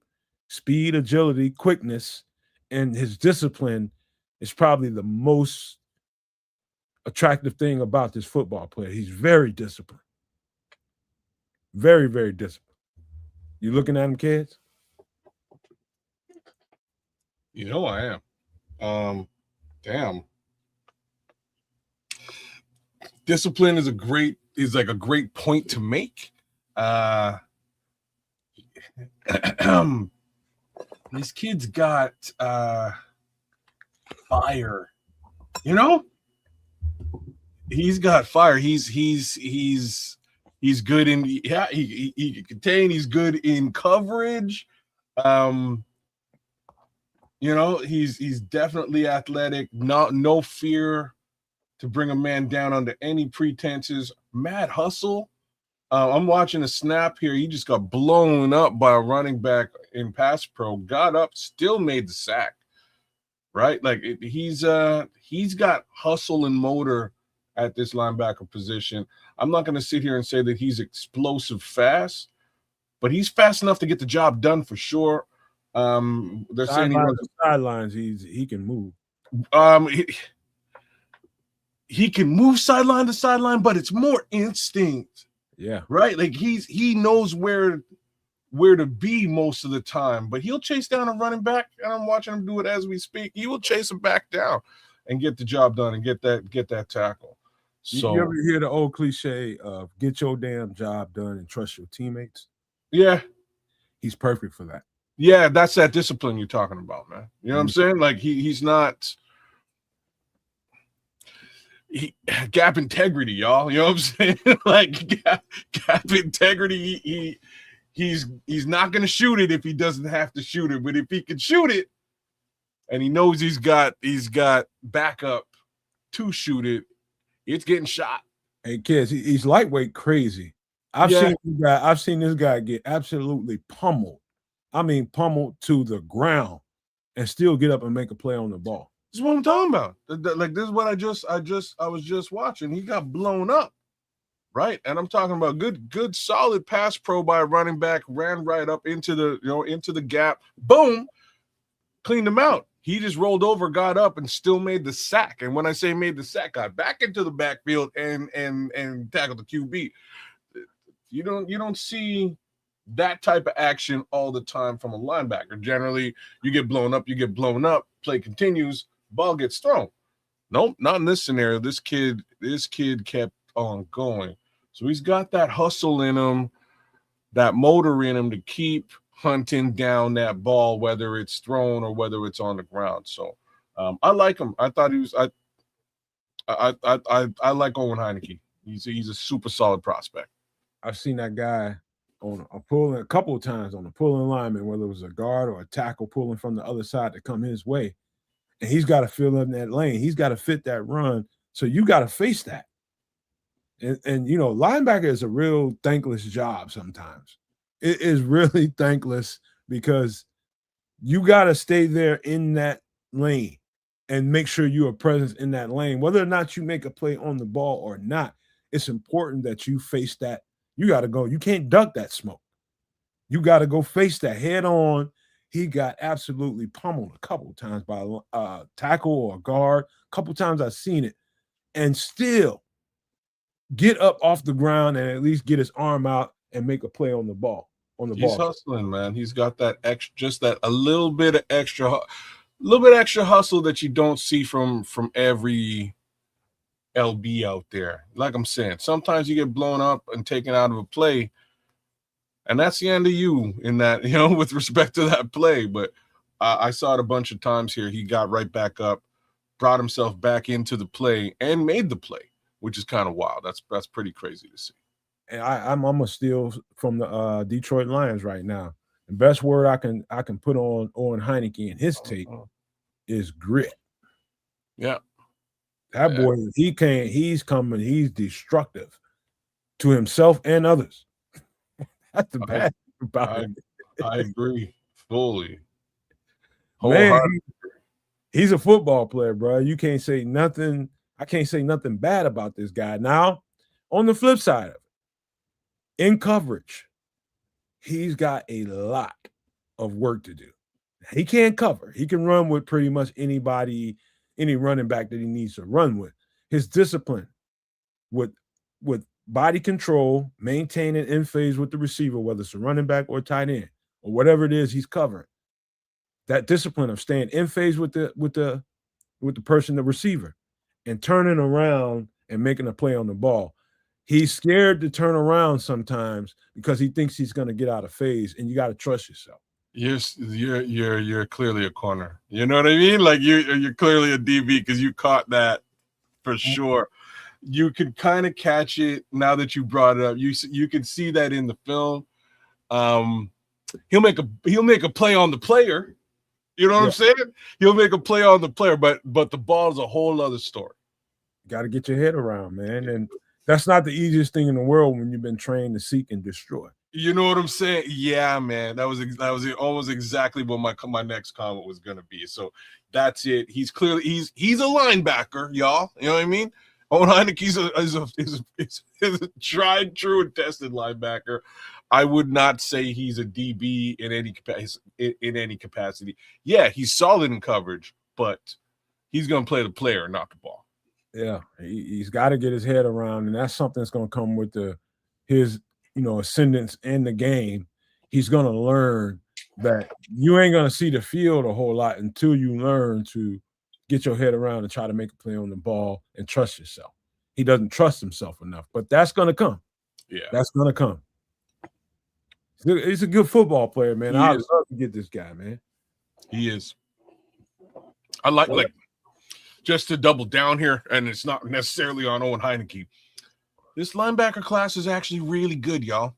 Like it sucks that we're potentially losing our middle linebacker, but this linebacker class is actually pretty good, and I could see a little bit of support coming directly out of this here draft. So, that's very positive things to say. He's probably that's pretty much what Hippolyte was. He's very, very good around the box, and that's the line of scrimmage in the box area where all the football happens. Yeah. But when he has to get out and leak out on coverage and carry a running back, carry a tight end, or sometimes he get, the bad card, the bad short straw, and gets a receiver, you got to hold it down. You got to hold it down. It might be a mix-up in coverage, but you got to hold it down, and it doesn't help you if you're in phase with the receiver and you're running through that receiver while that ball is in the air. You're going to get a flag more times than not because you didn't turn your head around. That's what comes with the territory of coverage. You don't get your head around and you're constantly in phase with them and you're running them out of bounds and things like that. They're going to throw that flag on you 9 times out of 10. Yeah.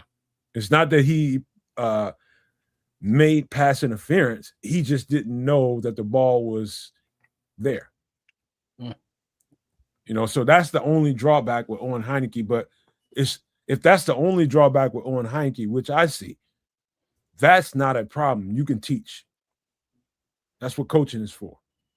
You teach and you give enough reps and enough muscle memory to a player like this, and you can see some turnaround fairly quickly with him.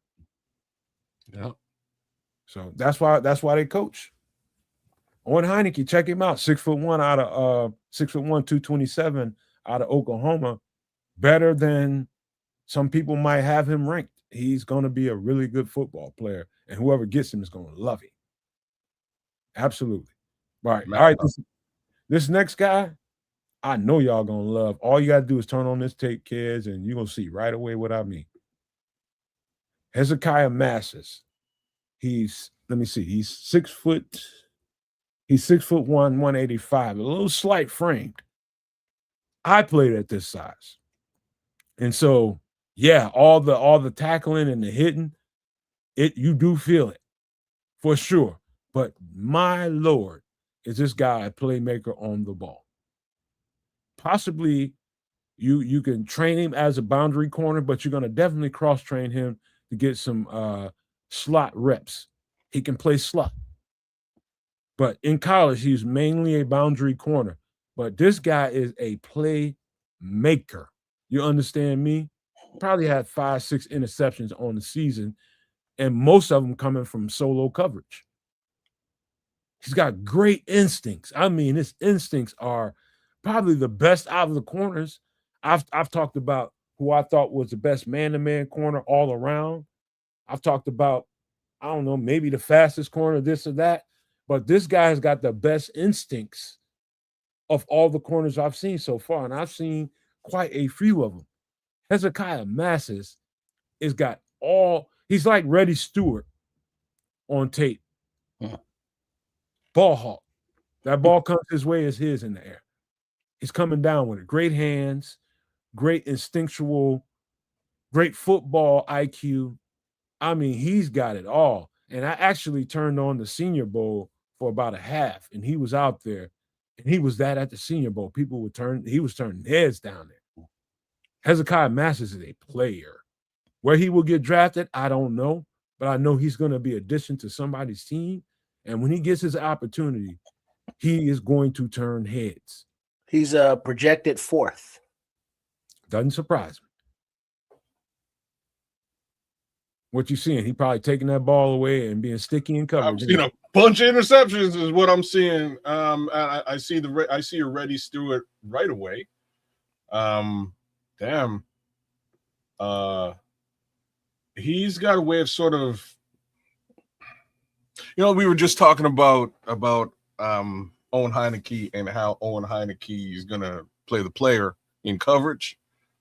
He'll play the player too, but he's playing the ball. And when I say he's playing the ball, he's also playing the quarterback. He kind of plays it almost like a free safety. He's keeping his eyes on the QB to a certain degree and the player. And then you'll see him break on the ball. And he's breaking on the ball in many cases when he'll be covering his player and notice, because he's just got either instincts or an eye on that quarterback. Oh, snap, he's throwing it elsewhere. And he'll break on the ball knowing that it ain't going to his player. Next thing you know, ball's in his hands and he's on his way to the end zone. Hezekiah Masses. His twitch is next level. When he knows the ball is in the air, he's got to close. At first, I started looking at his film, and the first, I don't know whether it was the game they were playing, and that was the plan for that game. Awful lot of zone. They're playing an awful lot of zone, so he's off the ball. Looking at the quarterback, looking at the route formations and all that kind of stuff, looking at everything, the setup. That's what zone will allow you to do. You get to look at the whole thing before you make decisions on where you want to jump or not. Then the game carried on, and they got into a little bit more man coverage. That's why I didn't turn the tape off.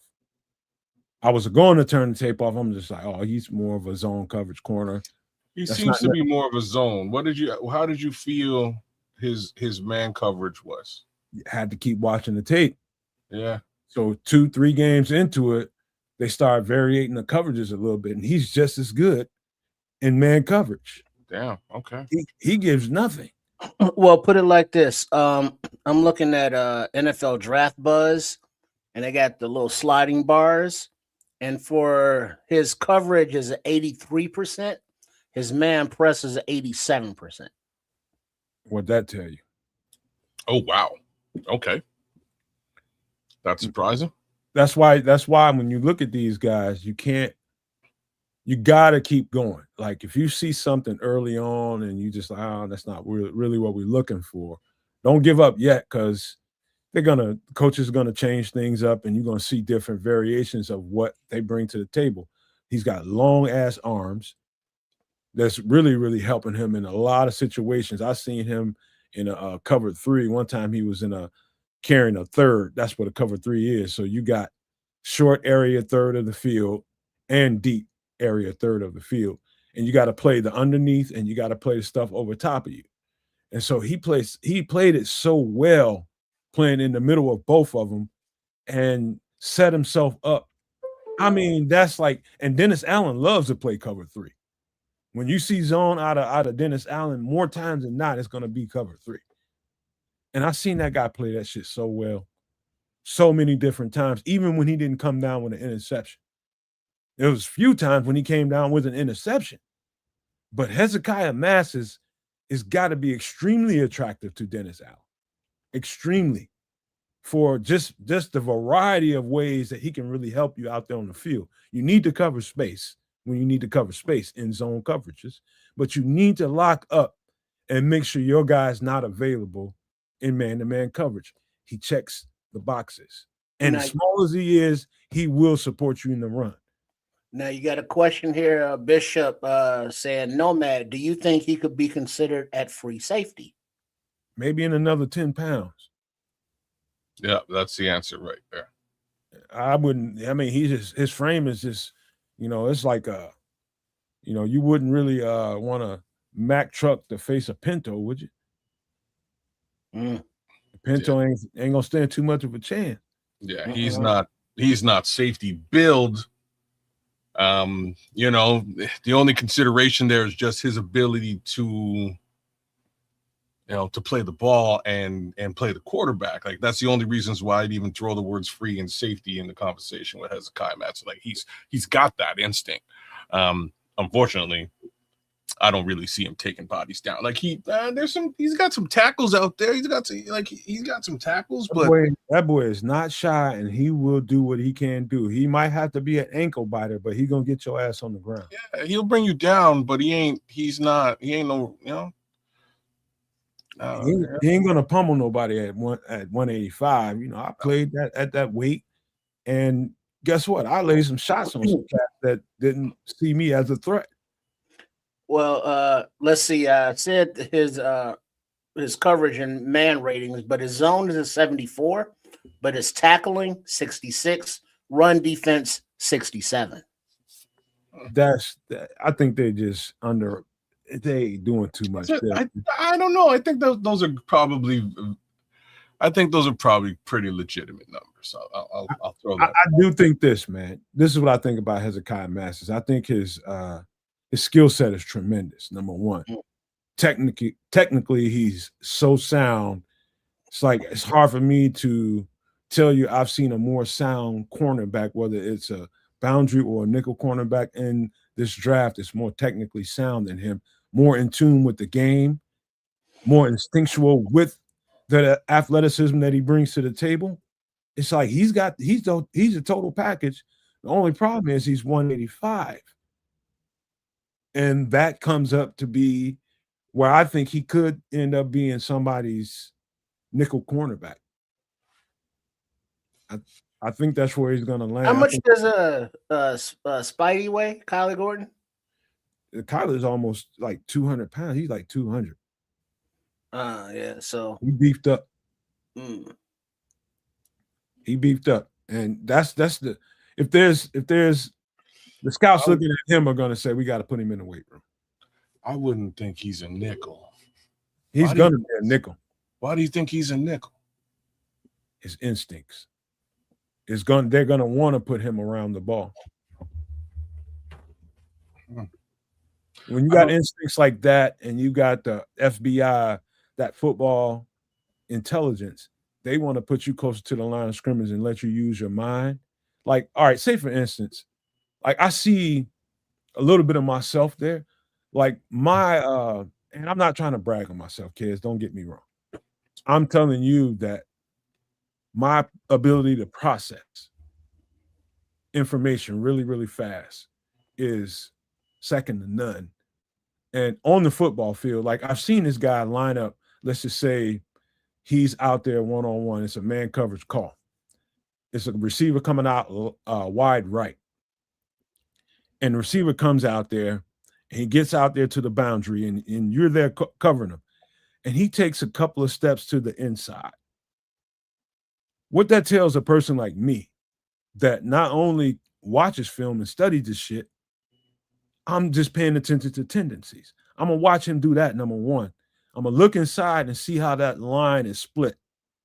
If that line is tight, I mean the splits between the guard, the center, tackle, if they got a tight split, I know they're getting ready to fan out for a pass protection.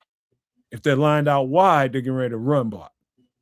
If they got a little space in between them, kids, you following me so far? Yeah, you keep going. Some of the tells. Then one of the other little things, somebody hit me to this probably midway through my freshman year. If you see that quarterback at the last second, look out to your side where that receiver is out there. Let's just say they had a 3 receiver set on one side, and over there where you are, there's a one receiver set.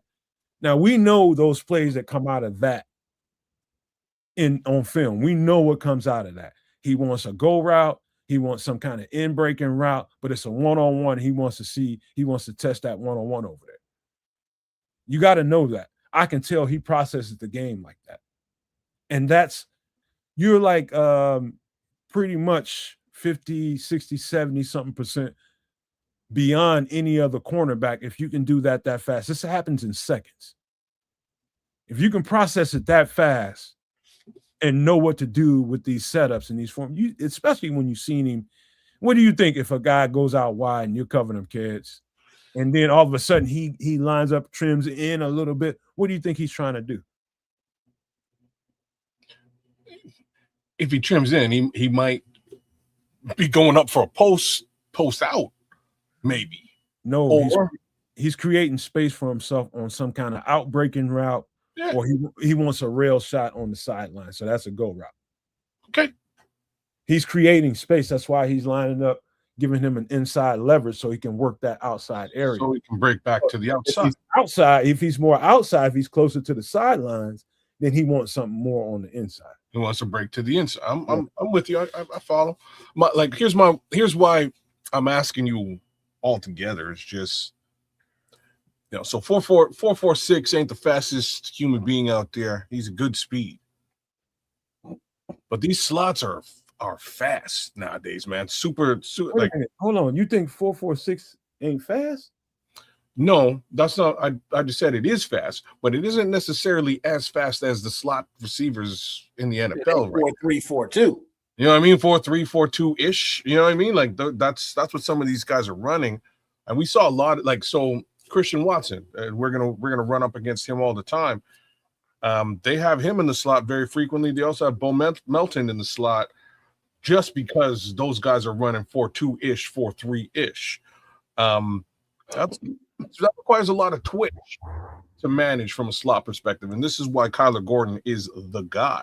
I just wonder how he would hold up in that type of situation against receivers of that ilk. You know what I mean?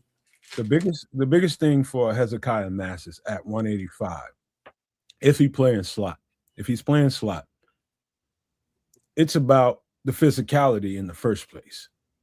Can you hold up to the physical nature of playing around the line of scrimmage? Yep, that's number one. Yeah. His ability to cover, his quickness, his agility, his switch is there in spades.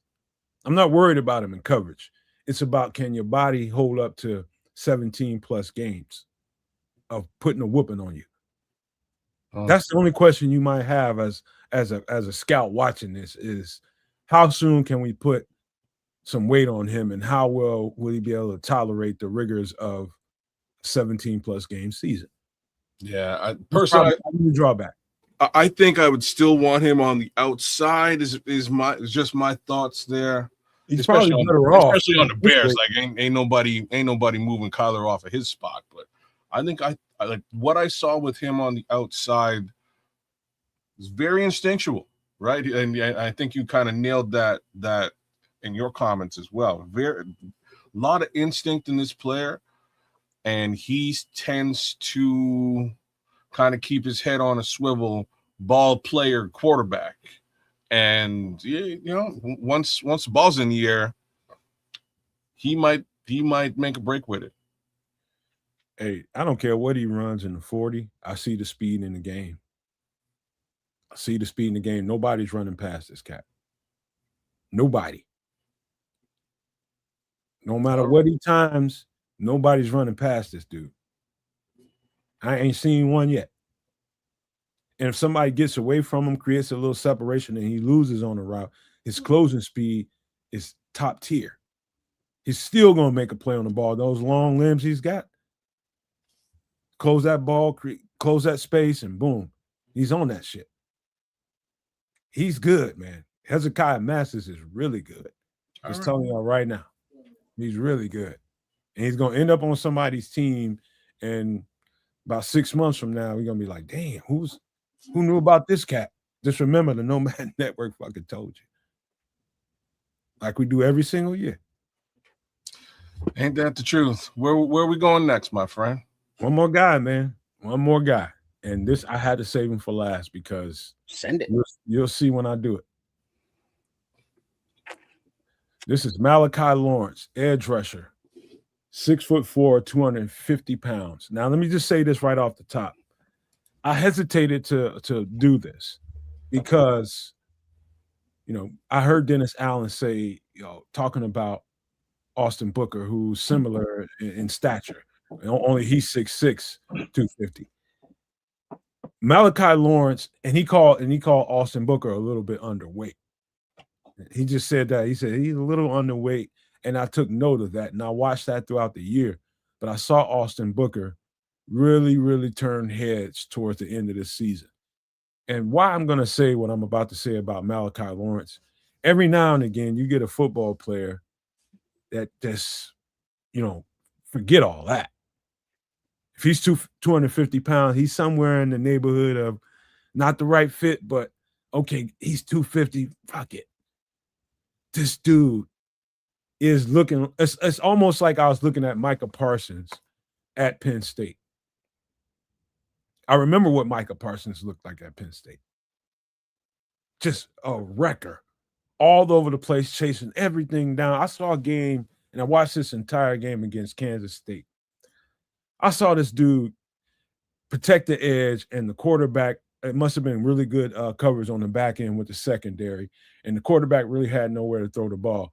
And so Malachi Lawrence is running this quarterback down, closing the space on him so he can make the sack. And the quarterback outmoved him, outmaneuvered him, and ended up running up the sidelines, and it looked like no chance in hell that Malachi Lawrence can close and make a play on this ball. This mother MFer ran it down. Closed the space, ran him down.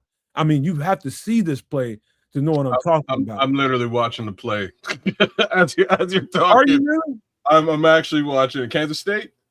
Yeah. I just watched the play, and what's cool about it, just to get deep into the play is they line up a chip, so he gets chipped, and he just keeps going through the chip.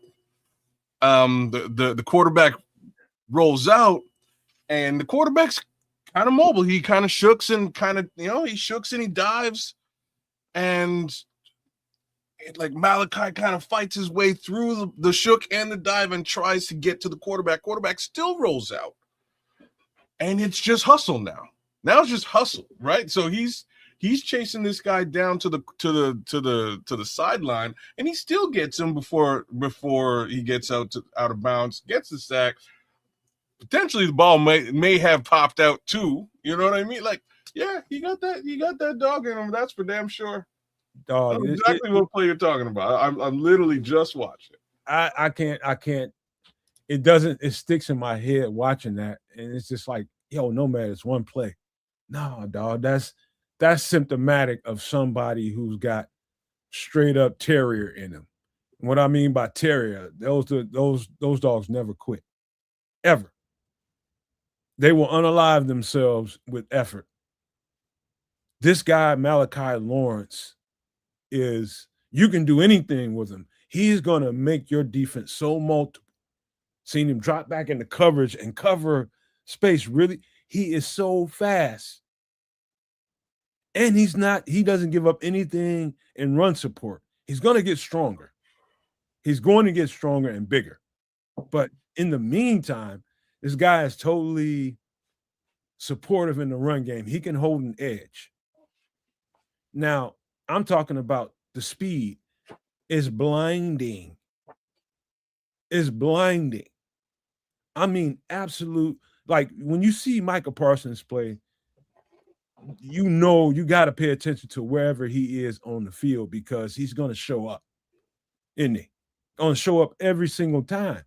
Malachi Lawrence has got those traits, every bit of it. And he's longer than Micah Parsons. He's got longer arms. He's just a taller individual.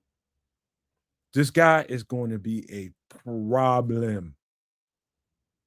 That speed, those quicks, that agility is it makes him. I don't know why more people aren't talking about him out of Central Florida, University of Central Florida. Is Ked, you still there? Oh, you know I'm here. You got froze for a minute. No, I ain't froze. I'm just literally frozen by this film I'm watching here. I see everything you're saying. I see some like you said Austin Booker, and I'm like, damn, I can see the Austin Booker in him, right? Like he's way more agile than Austin. And Austin, well, I don't know if I would say that. Like I promise you, he is. He might be more agile. Like he might even be faster as well. I think Austin probably has a larger. He probably has more tools in the bag than Malachi, but that doesn't necessarily. Yeah, like when it comes to motor, yeah, like they both have crazy motor. And as you're saying, I think he might be a little bit faster. Mad hustle. Get some tackles. That's like in the run game I'm talking about. He has a way of sort of getting back into the play. I'll tell you the difference between him and Austin, and it ain't a lot of difference, but I'll tell you the subtle differences. Do you know, like this is going to sound weird, but I'm going to say it. And I know you guys will get it when I say it the way I'm going to say it. Like a long strider can be really fast, can he? Even though he takes long strides, right? Mm-hmm, yeah. But the shorter strider, the guy with the quicks to it, has a little bit more burst, doesn't he? So that really, the guy that takes the shorter steps probably going to jump out to an early lead. Let's just say they were racing each other. A shorter strider guy against a longer strider guy. But if the longer stride guy is faster, he's going to catch up and close that space and then win. That's the difference between Malachi Lawrence and Austin Booker. This guy's got a quicker burst and shorter strides. Austin Booker has got long strides. If you watch him on tape, you'll see exactly what I'm talking about. Austin Booker gets it done, but he closes a little bit slower. I'm gonna agree. I don't know about the stride comment, but I'd have to watch more of both of these guys to make that comment. The one thing that has jumped out to me right away though is this guy's got crazy bend. Oh yeah, right. And I don't see a lot of bend with Austin, and it has a lot to do with, again, his bag of tricks. He's trying to, he's trying to long arm stab you and then swim or do a spin. He's doing all levels of different moves off of that long arm stab. It's super cool to watch. This guy ain't doing that. As opposed to long arm stab, he will duck under. He'll ghost. He'll ghost rush you, which is a whole other thing. Austin ain't quick enough to do that.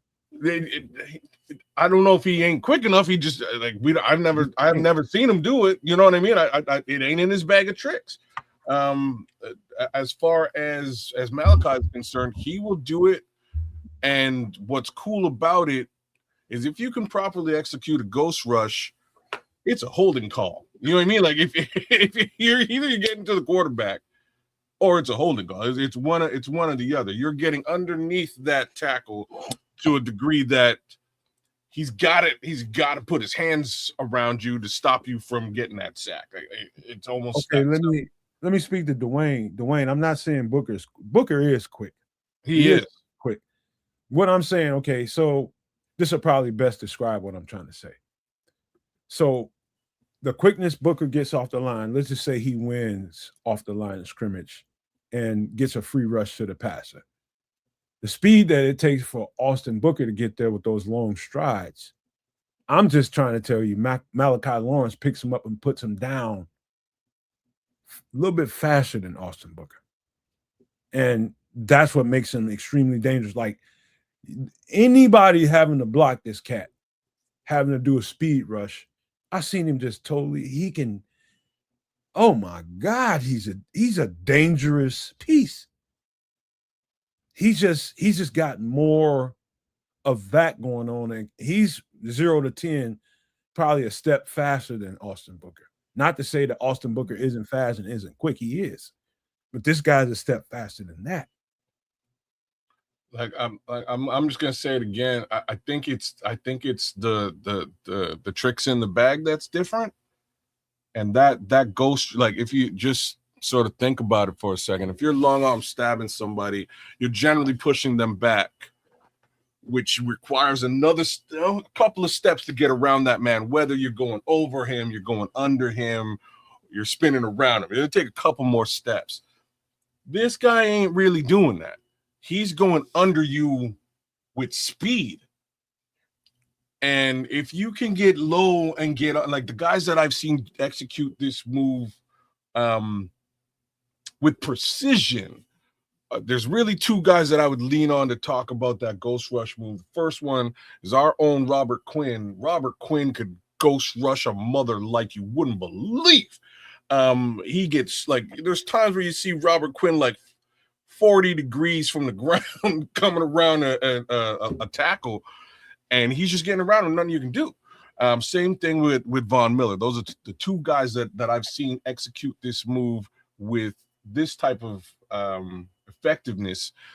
And yeah, man, because of that, you don't require those 2 extra steps to get around the tackle. You're coming around the tackle because he can't put his hands on you. It's a really cool move. Not everybody can do it. Those of you who can do it, you can get some sacks, y'all. Last thing I would say, just to add to that bend part, that was one of the last things that one of the last boxes I had to check is definitely there in spades. I've seen him put body parts on the ground, and then I'm talking about bending and trying to bend towards that quarterback, put his body parts. When you see a player put body parts on the ground, in that block, he's getting blocked, and he puts body parts on the ground, whether it's a hand, whether it's a leg, whatever it is, and still rise up and have the strength through that block to get up and close on that quarterback. I don't know if everybody understands what I'm talking about while I'm saying, but this is Micah Parsons type shit. This is what Micah does. I know y'all hate the comparisons. I wouldn't make I wouldn't make the comparison. I wouldn't Parsons when he was in college. I wouldn't different. I wouldn't make the Micah comparison, but I know what you're saying. You wouldn't, but I can. But that's cool. That's cool. You know what I mean? I'm just saying I wouldn't do it. That Nick Bonito, Denver. I can do that. Would that be a comparison? I haven't watched enough Nick Bonito to say. It's a good comparison, but he's longer than Nick Bonito. Yeah. His intangibles, he's probably got, and that's what helps this 35-inch arms or some shit. He's long. That's what helps this ghost rush situation. Like long arm stab, he could probably pull it off super well too. You won't even see that on tape very much. But you don't. That's my point. You don't. Wait till he learns that shit. When Minister Charles is saying that Booker runs a 4.79, Lawrence is a 4.52. I didn't even know that. Okay, so that makes things make a lot of sense. So he's a fair amount faster than Booker in that regard. But your little description of putting the body parts on the ground, bending that corner. Like, how do I explain this further? It's like Gumby. No.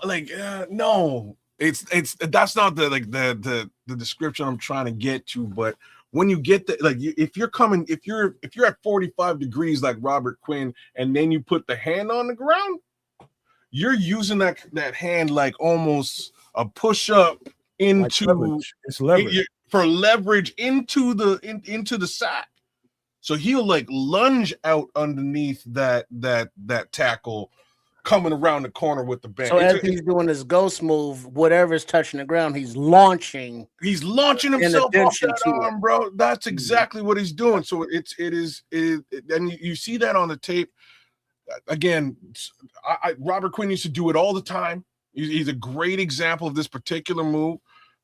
And so is Von Miller. Like just the way that they execute that ghost rush. And at 6'6", it's crazy to think that this man, he's getting that low. Like you got to get low. Get low. Get low. Get low. The window to the wall. He's got to get low to get that done. And it's crazy to think that, again, at 6'6", you're going to get that level of low underneath a tackle to come around the edge. So, you know what's dangerous about him, Trips? Like, you can have the most perfect set as an offensive lineman as a tackle. You can have the most perfect set. You hand placement was right. Your feet were right. Your kickouts were real quick and sharp. And his athleticism is so good that he can still whoop your ass. Yeah. Because of what kids just got through describing on that bend, and when he's ready to finish that pass rush and get after that quarterback, get around that offensive lineman and use a body part for leverage to finish in a launch at that quarterback, that's different than pretty much most players in this draft. Almost all of them. It's a rare trait that not everybody can do. Your ankles have to be really good. Your agility has to be really, really good, and your strength, because you're on the ground, but now you got to be strong enough to propel yourself forward to finish that play. Yeah, man. He's a projected 5th rounder. So, we'll see if his his acumen is where he leaves him. Because of the names that we always have heard, thus far about the edges coming out, Malachi Lawrence hasn't been one of them. You know what I mean? As one of the top guys. But with the traits that you describe, he can, well, not can be, but it sounds like as a prospect, he could be a difference maker with those traits. What I really love, before we get out of here, what I really love about him is, and it's just my mind, and because I see defense and I see how defenses are set up and how you can use certain players as trump cards, whether it's a nickel corner, whether it's a safety, whether it's a linebacker, even an edge rusher. All those guys particularly can be used as trump pieces. I'm talking about, you got face cards here. This guy can do pretty much anything. They start working with this cat and start using him in a variety of different ways. He gets into the Bears camp, he's going to light that MF on fire. Just because his ability is just second to none in this draft. It's just not very many guys that can do what Malachi Lawrence can do. And if you're a rigid coach and you've got a rigid system and you just got to have it this way, this is our first year with Dennis Allen. I almost didn't really get into the film with this guy because he's 250. But something just told me, just go ahead and do the work and see what comes of it. And what I came out with is, I know these scouts and these defensive coordinators are looking at this guy as a joker. You can line him up anywhere, like you do Micah Parsons. You can line him up in the middle like a linebacker and have him rush the passer that way. You can line him up on the edge and have him rush the passer that way. There's just so many different things you can do with a kid like this. And so that's what you should have in mind when you go to look at this Malachi Lawrence tape. Just think about what they do with Micah Parsons and the different ways they apply him to attack the offense. That's what you got to think about when you see Malachi Lawrence. Think about it that way. Yeah, Bishop, I don't see him playing both sides. I think he's only on the one side. No, he's definitely not a D tackle. Yeah. Definitely not a D tackle, but you can freak around with him as a slash linebacker. Like they do Micah Parsons that played in the 4-3 that way. Yeah, they got to get creative. In those sets, you could line up an Austin Booker, Montez Sweat, and throw him back in like Sam, and just have him beeline a quarterback. Right. Something like that. This is Malachi Lawrence out of UCF, University of Central Florida. 6'4", 6'5", somewhere in that neighborhood, about 250 pounds. Man, this cat is electric. I mean, stick wet finger into a socket electric. He's gonna light it up on film. I'm just telling you guys right now. This is probably one of the best athletes in this draft, not just bar none, but man, he can be a piece for anybody that drafts this kid that really knows defenses, that can really apply a player of his caliber. You got you something. Just telling you. But all right, I tell you what, fellas, you guys want to I tell you what, let's not do the entire offseason. Let's just do a mock draft. How about that? If y'all want to. It's up to y'all. Yeah. You want to fire it up, kids? I can do that. I'll be right back, gentlemen. Fire it up. Fire it up. Fire it up. I can do that. Let's get rid of some of this. So yeah, we don't have to go through all the cap fixing and the free agency and the trades. We're gonna get right to the nitty-gritty because it's the combine weekend. We're gonna add a few names maybe to Nomad's kennel, the big board, if you will. And then we're gonna run through it and see what we can see. But it's like, man, what do you do at 25? Because now we've heard Ryan Poles say that he is amenable to trading back, kids. Word? Yeah, he said that as well. Oh, I didn't hear that. I missed that. Yeah, that 25 is on the table, as they say, as well as the players mentioned before. So, he could be looking to trade back into that second round and accumulate either future capital or, this year's mid-round capital. So, what are we going to do? These are very good questions. Let's get this show on the road. Right on, Pete. Right on. So here we go. All right, now, the Bears. What you want to do here, man? You wait till this guy gets back, or what? No, we can get it loaded up, and then when he gets back. Because now go to start, and now since we're here, go to the stars and see if it's saved in there for you. No, to the up top where it says search players. Yeah. I don't have to go that far. It did. It seems to have saved. Well, all right, cool. All right, kids, just blow it up. We don't need to be on the screen. Just watch so everybody can see everything that's going on. Okay. We don't need to be here. And it looks like it did save, so stick to the model. As we went through when I did the mock last week, it saved all of the players that we had in there thus far. So now when we go to the just real quick go through individual rooms, and kids can slowly scroll down, Nomad, our head scout, can add or subtract any players, starred players, and they're going to save for future drafts. All right, so start with IO or start, wherever you want to start, but let's get it. I'm just going through quickly. So, all right, so go through slowly and Nomad add or subtract anybody you see. No, okay. I just got in here, man. What are we talking about? Because and by the way, Mikey, you were just a little bit late. They were Triple R did bring up that Dominic Ponder passed away in that accident. He did speak on that early, right before you got here. But all right, what we doing, man? All right, now in the stick to the model draft here, mock draft, the players that we starred before previously, when I did it, are still saved. Mm-hmm. So that's gonna save a lot of time going through. But my suggestion now is go through each individual room and add any players that you want to add to your Nomad's kennel. I'm gonna make that a thing. No, we don't need to do it. We don't need to do that.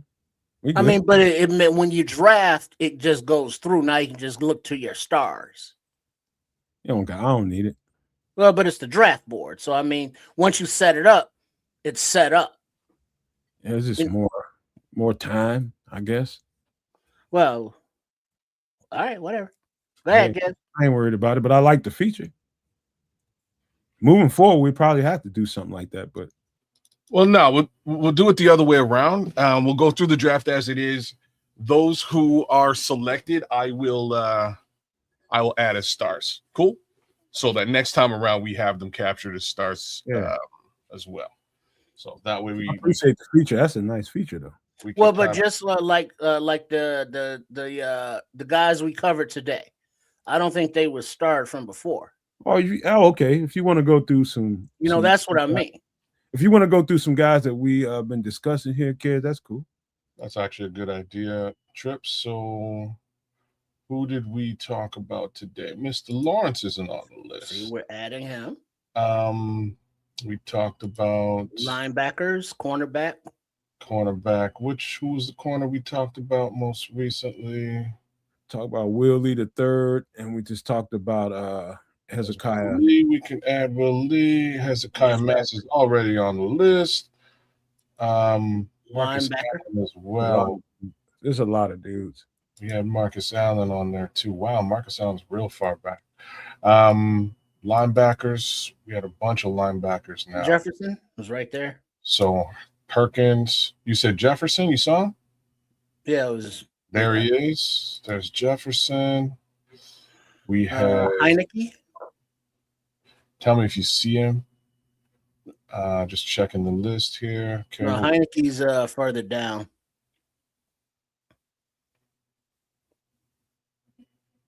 There he is. Oh, there he is. What about, did y'all get Jackie Marshall? Jackie. Not yet. Jackie Marshall's a linebacker as well? Defensive line. No. We didn't do Red Murdoch. Get Red Murdoch and Wade Woodass. You just passed Wade Woodass. Wade Woodass, and you said Red. He might not even show up in there. Just gonna. My office hours are. Okay, and cool. No, the defensive line that you just mentioned. Yes, indeed.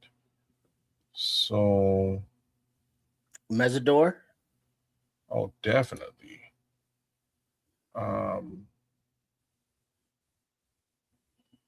Dante Corleone. Oopsie Daisy. Get him.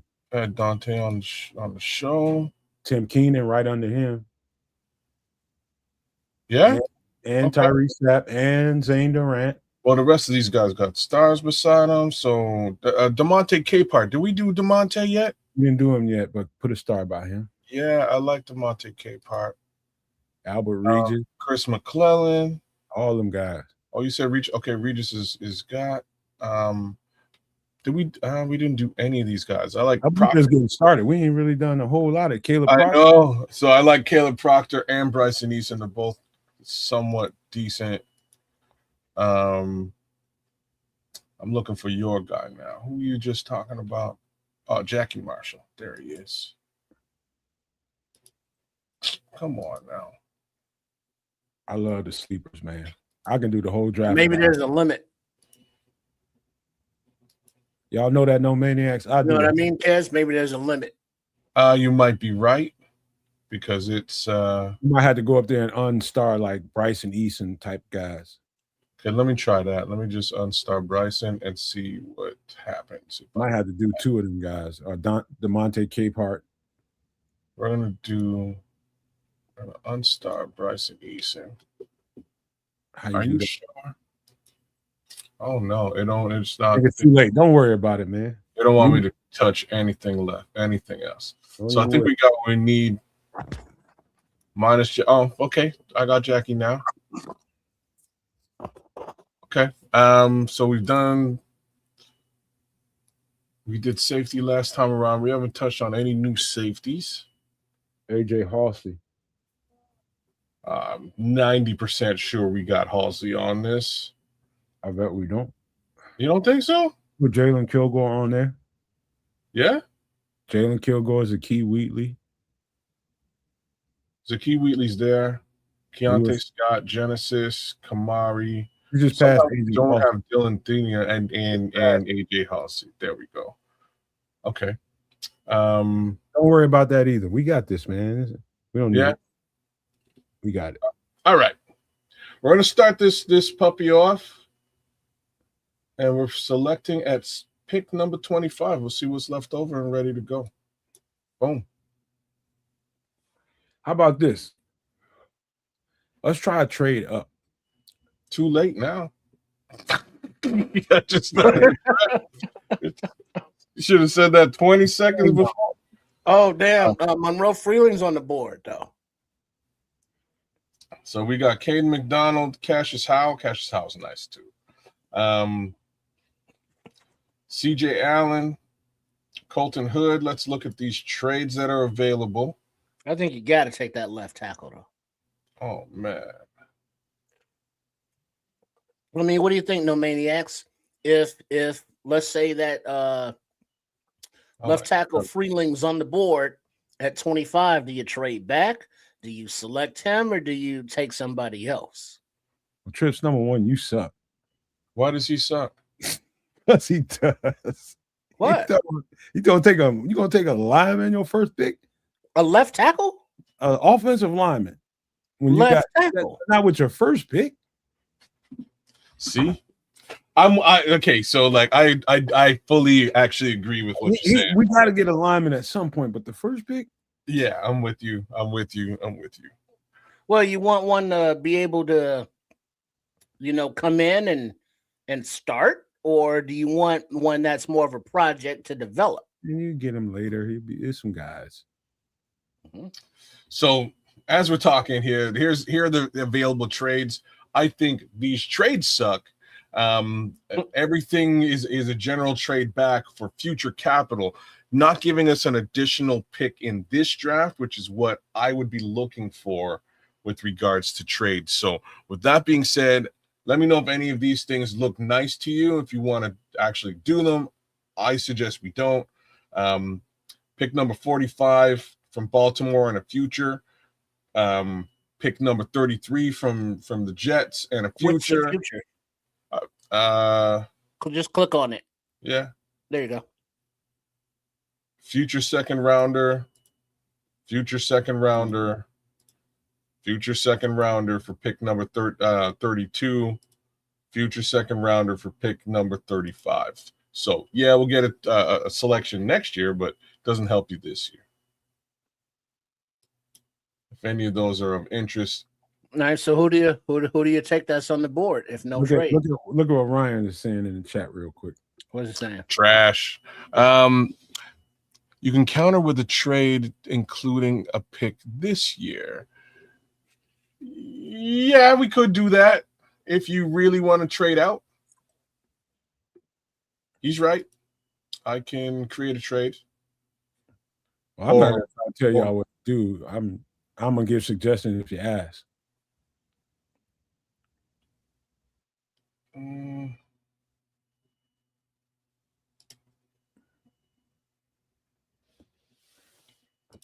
Let me go back to the players. Do any of these players interest you guys? Top is Caden McDonald. You almost got to take that. Really? Yeah. Oh yeah, you got to take that. He shouldn't really be honest with you. He shouldn't be there. He's probably the best all-around D tackle in the draft. Definitely the best run stuffer. It's going your run defense is going to go up 50% by his mere presence. This is a question that I'm about to ask. So who's GMing? Are you GMing? No. No? I'm just here for advice. You're here for advice. Trip? Well, you got everybody's torn. I don't know. I don't know. I mean, we don't have anybody start up there because we didn't start anybody that high. But you get look at the needs. You want to stop the run or you want to solidify the offensive line? So I'm in for a penny and a pound on the defensive line right now. I would not be looking at clearly left tackle for the offensive line, but I wouldn't be looking at it. Well, look at offensive tackle on the room there. Like, look at who we got starred. Who we got? So we're looking at Caleb Tiernan, a fair ways back, 66. Isaiah World, 85. Jennings Dunker, who looked actually real good today. I don't know if y'all saw him. Is that to do with the mullet? Yeah, man. Yeah. Nice. Yeah. So Jennings, Dunker look good. These are three potential guys on the left-hand side that we could potentially score. The rest of them are a fair amounts further back.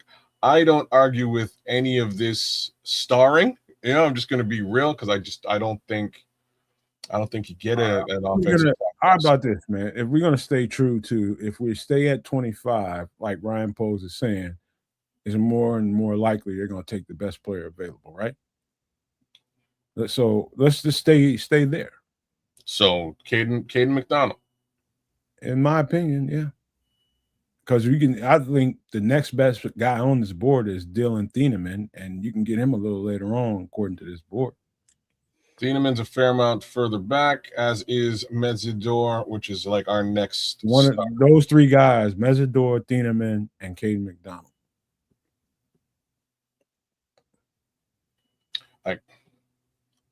Well, like, what is that? Scottish Bears saying Monroe Freeland fills the left tackle need and a premium position. Ozzy's out for most of the year, if not all, and can never have enough offensive line. Dwayne is saying take Banks. Oh, so the offensive line, I'm just going to assume they did something to check that box in free agency. I'll be frank, I like Banks much more than if you were to compare Banks and McDonald, who do you like better? McDonald. Really? Okay. All right. Caleb Banks is just like getting gervon. Okay. All right. We're gonna do Caden McDonald here. Personally, I didn't like what I saw, but I need to go and watch film on Caden McDonald because I didn't like what I saw this weekend at all. You got gervon. Why you need Caleb Banks? Well, but Javon's on a trade block, remember? Well, he ain't traded yet. Well, but you put a player on the block that doesn't bode well for his. Where's our worst Achilles heel on the defensive front? Stopping the run, isn't it? Yeah, I would agree with that. That is an important aspect of the defensive line that we need to address. Now, I just don't like he's going to stop the run. He's not. You know what I mean? He's not going to get to the passer if that was at all a question. So he can. Yeah. He can. It's just what are you drafting him primarily to do? Show up the run. That's our biggest weakness on the defense. If we can't stop the run, no defensive coordinator is very effective. And likely we are gonna likely move away from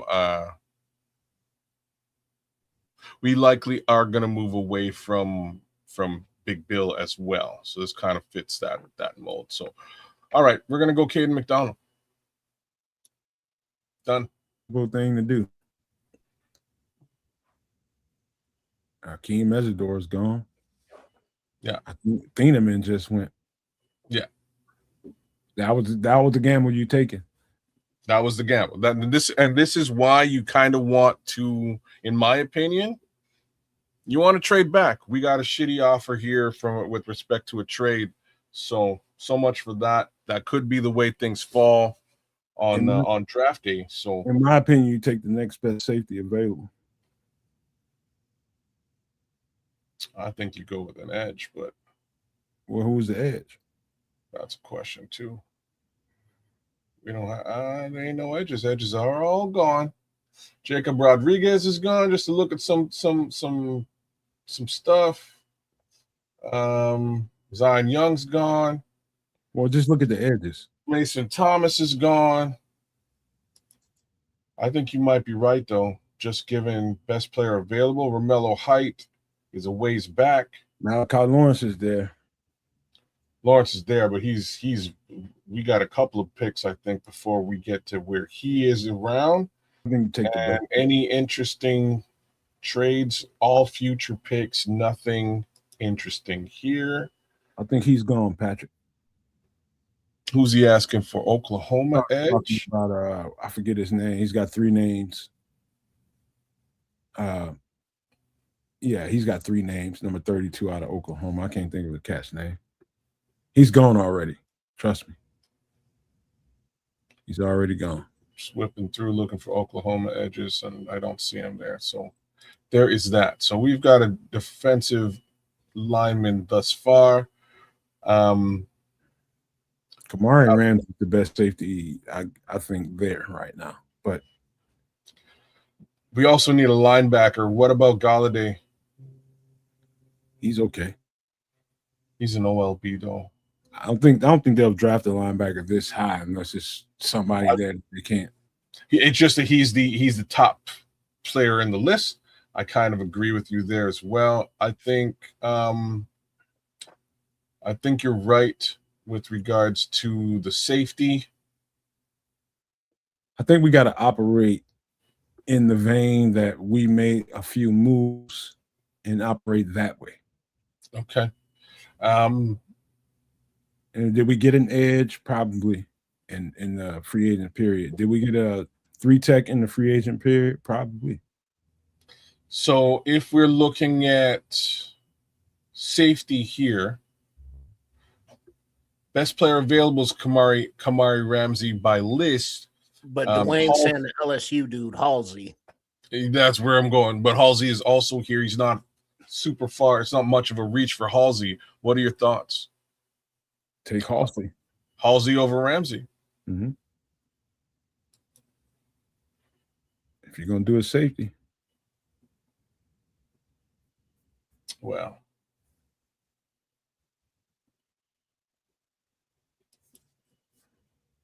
Halsey's what? 63.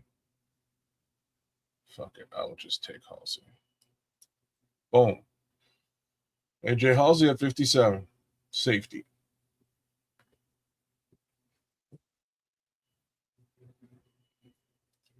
Chicago Bears picking at selection number 89. Running back Eric Johnson. You can really double up. Bud Clark is there. Oh, I wouldn't do that now. Shit. You know we only got one. We got one safety under contract. Yeah.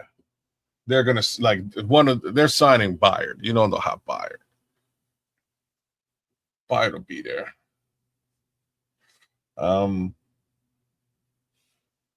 This isn't a crazy trade. These aren't bad.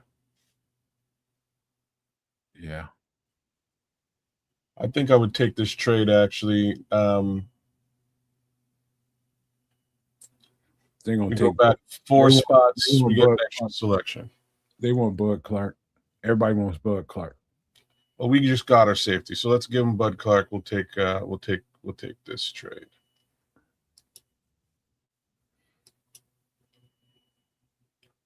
Well, they didn't want Bud. They wanted a running back, but there go Bud Clark either way. Selection 93, Grayson Halton. There's your 3-tech. There's a 3-tech. Any objections, Trip? No, I'm good. I think like the way to say for the left tackle, look for the dude from Boston College. Because you know why. Did we miss World? Oh, we missed Isaiah World. Damn it. As soon as Ryan Poles heard Boston College, he was sold. Before you jump on Grayson Halton, let's look at the corners. Devin Moore? He's tough. Really tough. Go ahead and star him, though, kids. Devin Moore? Well, not draft, but star. Yeah, right. Tough. There you go. Willie's right there. Oh, Trayton Stukes. Whew. Those are dudes we're going to be talking about soon. So I just want to check my picks. Grayson Halton is probably I think you double up that D tackle because it's just rich right now at that spot. And he's a 3. He could potentially play on the edge too. I like Grayson Halton. I think he's given he's the top selection available right now, I think he's the best selection for us to take. So let's run with Grayson Halton. We're up a pick. There goes Malachi Lawrence a minute ago. Mike Wash. No! Really hoping for Mike Washington. Oh, God. I forgot Zane Durant was there. Holy shit! You kidding me? But we in linebacker territory, in my opinion. I kind of agree, or even that. Back to the OT. I think. Who's from Boston College? Jude Bowery. That's who you're talking about, Trip? Yeah, that's him. Boston He's a College. ways to go. We can probably grab Jude Bowery with our next selection. So let's look at linebackers. Wait, what picks are left? So we traded. So we're at pick number 129 now. We grabbed 163 and we have 167 coming up. A couple more selections here in gate 2. What do I do here? Linebacker. Let's look at him. So top linebacker, Landon Barton, we've starred. Red Murdoch's a fair ways back. And that's about it for linebackers for us. Oh, Justin Jefferson. Go back up. And slow down a little bit, kids, will you?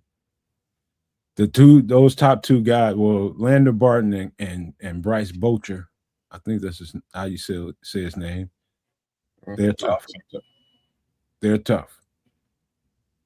And kind of you can do kind of anything with them. You can off ball, I wouldn't do so much, but you can play them off ball. But both of them are middle linebackers, in my opinion. Oh shit! 6'5", 236, 4'5". That sounds great to me for middle linebacker, Landon Barton. And he's real heavy. It's if you go linebacker, it's Barton for me. Okay. Just gonna take a quick peek at something weird here and see if there are a couple of wide receivers that we start. J.C. Davis at left tackle. Patrick's talking about Fisher. I think it's another. J.C. Davis is right there. Trey Zune as well. I like Trey Zune. Me too. I like maybe because it's more recent to me, the offensive lineman out of Boston College. I just can't think of his name right now. Yeah, that's kind of I'd like to. Mary, I think is his last name. Jude Bowery. He's nice. So that's kind of who I'm aiming at. I wouldn't draft him now, though. No, definitely not. He's a fair ways back. I think we can get him in a selection or 2, just because we all know Ryan Poles likes his BC O-lineman. Well, what does it say? Needs are edge, linebacker, tackle, wide receiver, and something. I think you draft your new leader at linebacker, middle guy. I think so too, to be honest with you. All right, let's do that. Let's just look here real quick.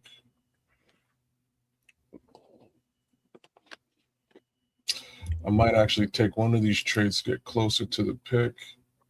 Where is he here? Well, Justin Jefferson. Nah, we just gonna take Landon Barton, man. Landon Barton it is.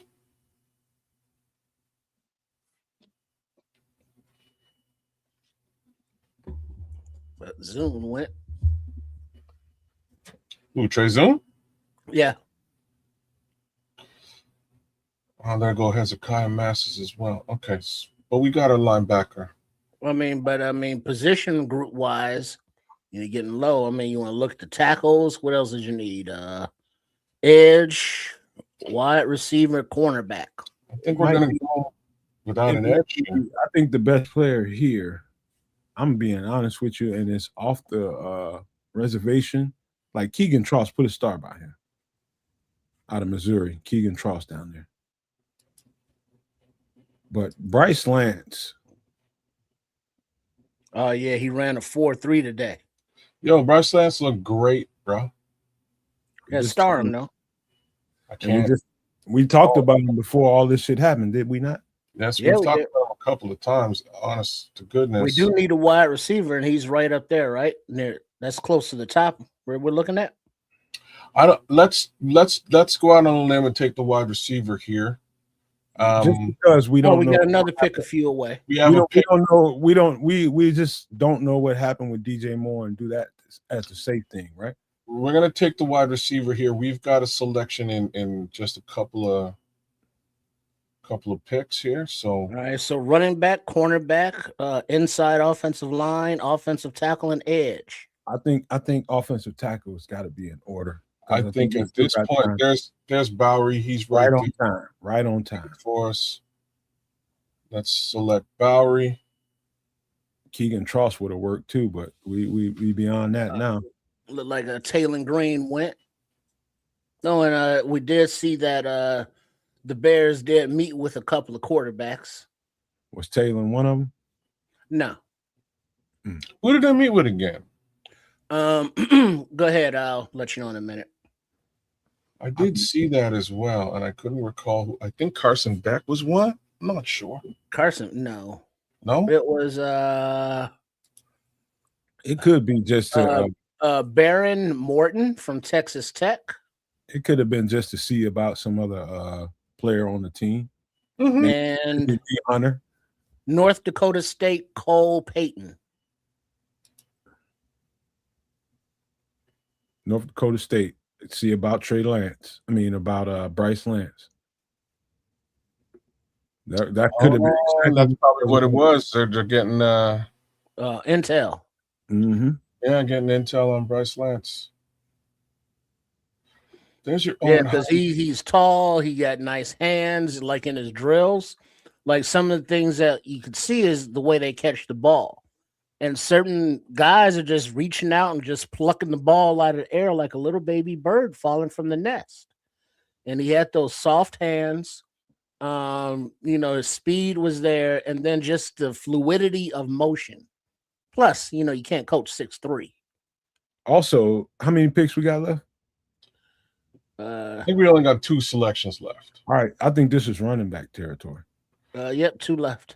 It might just be 239 and 241. I was kind of looking at that as well. So the ones that we have starred round out at.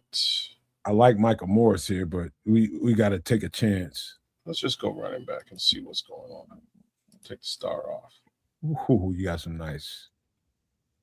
Slow down. Just slowly go through that. Jaden Ott, Damon.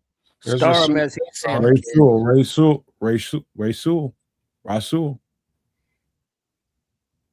Faison. I think that's worth a selection. I think people seen enough of him by hopefully No Maniacs did their homework and seeing exactly what he is. Let's do the other thing too now, just because we can. You can do 2 together, I think, right? Yeah. I don't see anything special at quarterback. Yeah, there's the Morton right there. Baron Morton? Yeah. No words. Okay. All right. Let's. I think we do. I think we get Faison. Let's run with Faison. Final pick. All right. Here's my thought on the last pick. Now TJ's probably gone. Not TJ, but Tremaine. But TJ is coming off of a major injury, and we don't know what TJ we're going to get coming back. So I do think under the circumstances, they're going to do some things in free agency to maybe shore up some pieces on the offense and defensive line. But right now, I think you go back to the linebacker. It wouldn't be a terrible thing because there's your Owen Heineke right there waiting for us to select them. I thought we already took a middle. We did. No, we didn't take over. We did take a linebacker, though. It's a middle linebacker. We need an off. Right. Well, so Heineke is middle, though, right? No, he's an off ball. He'd be an off ball linebacker. I think you're right. Yeah, you know what? Let's do that.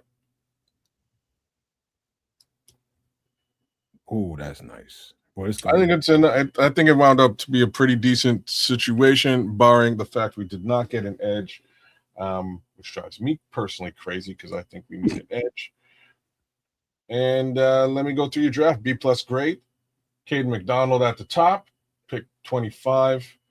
Gave the selection an A. AJ Halsey gave the selection a B, and it has everything to do with we had to reach a little bit for Halsey, and there was a safety above him. Grayson Halton, A+ selection at 3 tech. So again, probably get some edge snaps from Grayson. Lander Barton, B+ selection at 129. Bryce Lance, B selection at wide receiver at 163. Jude Bowery following right after that, offensive lineman, left tackle at 167. Rasul Faison, running back, selection 239, B-. Oh, they didn't like the Rasul. And Owen Heineke as the final selection, B selection, interior linebacker, 241. Don't take none of these grades personal from people that watch the film. Don't take none of that personal. Well, grades have a lot to do with, did you select the best player available? How far back did you reach for a player?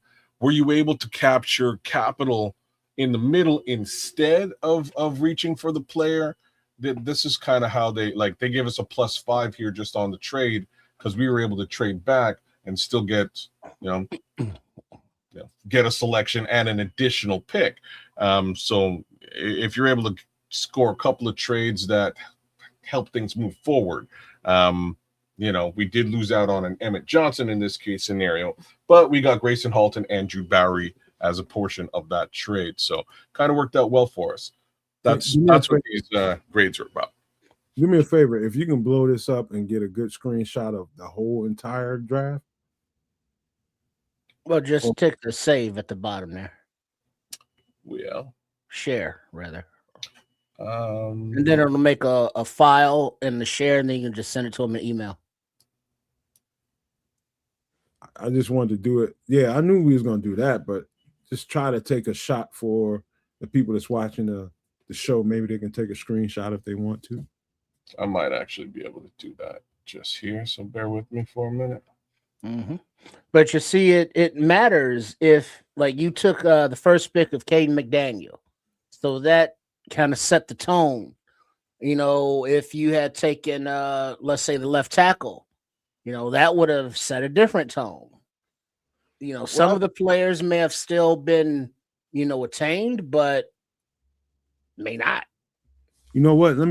I would say this, and we'll do this to get ready to start, getting towards the end. We're not closing it just yet.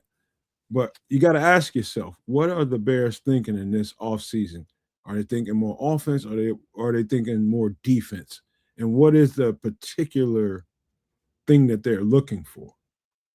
And to me, if you want to do an accurate Chicago Bears offseason and draft, or either or, you have to think that first, because Dennis Allen really didn't get anything that he needed during this last offseason. Ben Johnson got that. And this year, it was clear to me that difference. I don't know if y'all saw it that way, but I saw it that way. I think everybody sort of saw it that way, right? That's my thoughts. Yes, it was a Ben Johnson draft last time around. This draft is likely to be much more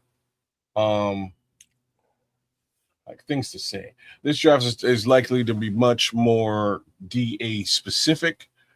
Me saying that now and then looking at this draft is pretty decent. I have a hard time with the Caden McDonald selection up front. I still think Dennis Allen needs an edge rusher no matter what. Maybe why don't you do? What time were we wrapping up, Nomad? We got at least a half hour. We could do another before one. Before we do that, Kiz, can you zoom it in just a little bit? Just a little. Just so we got everything. Wait. Too much. Hey, that's me. Oh, what the fuck is that?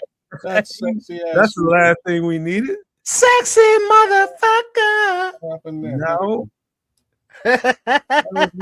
Well, what's wrong with your fade, homie? Hey man, you know.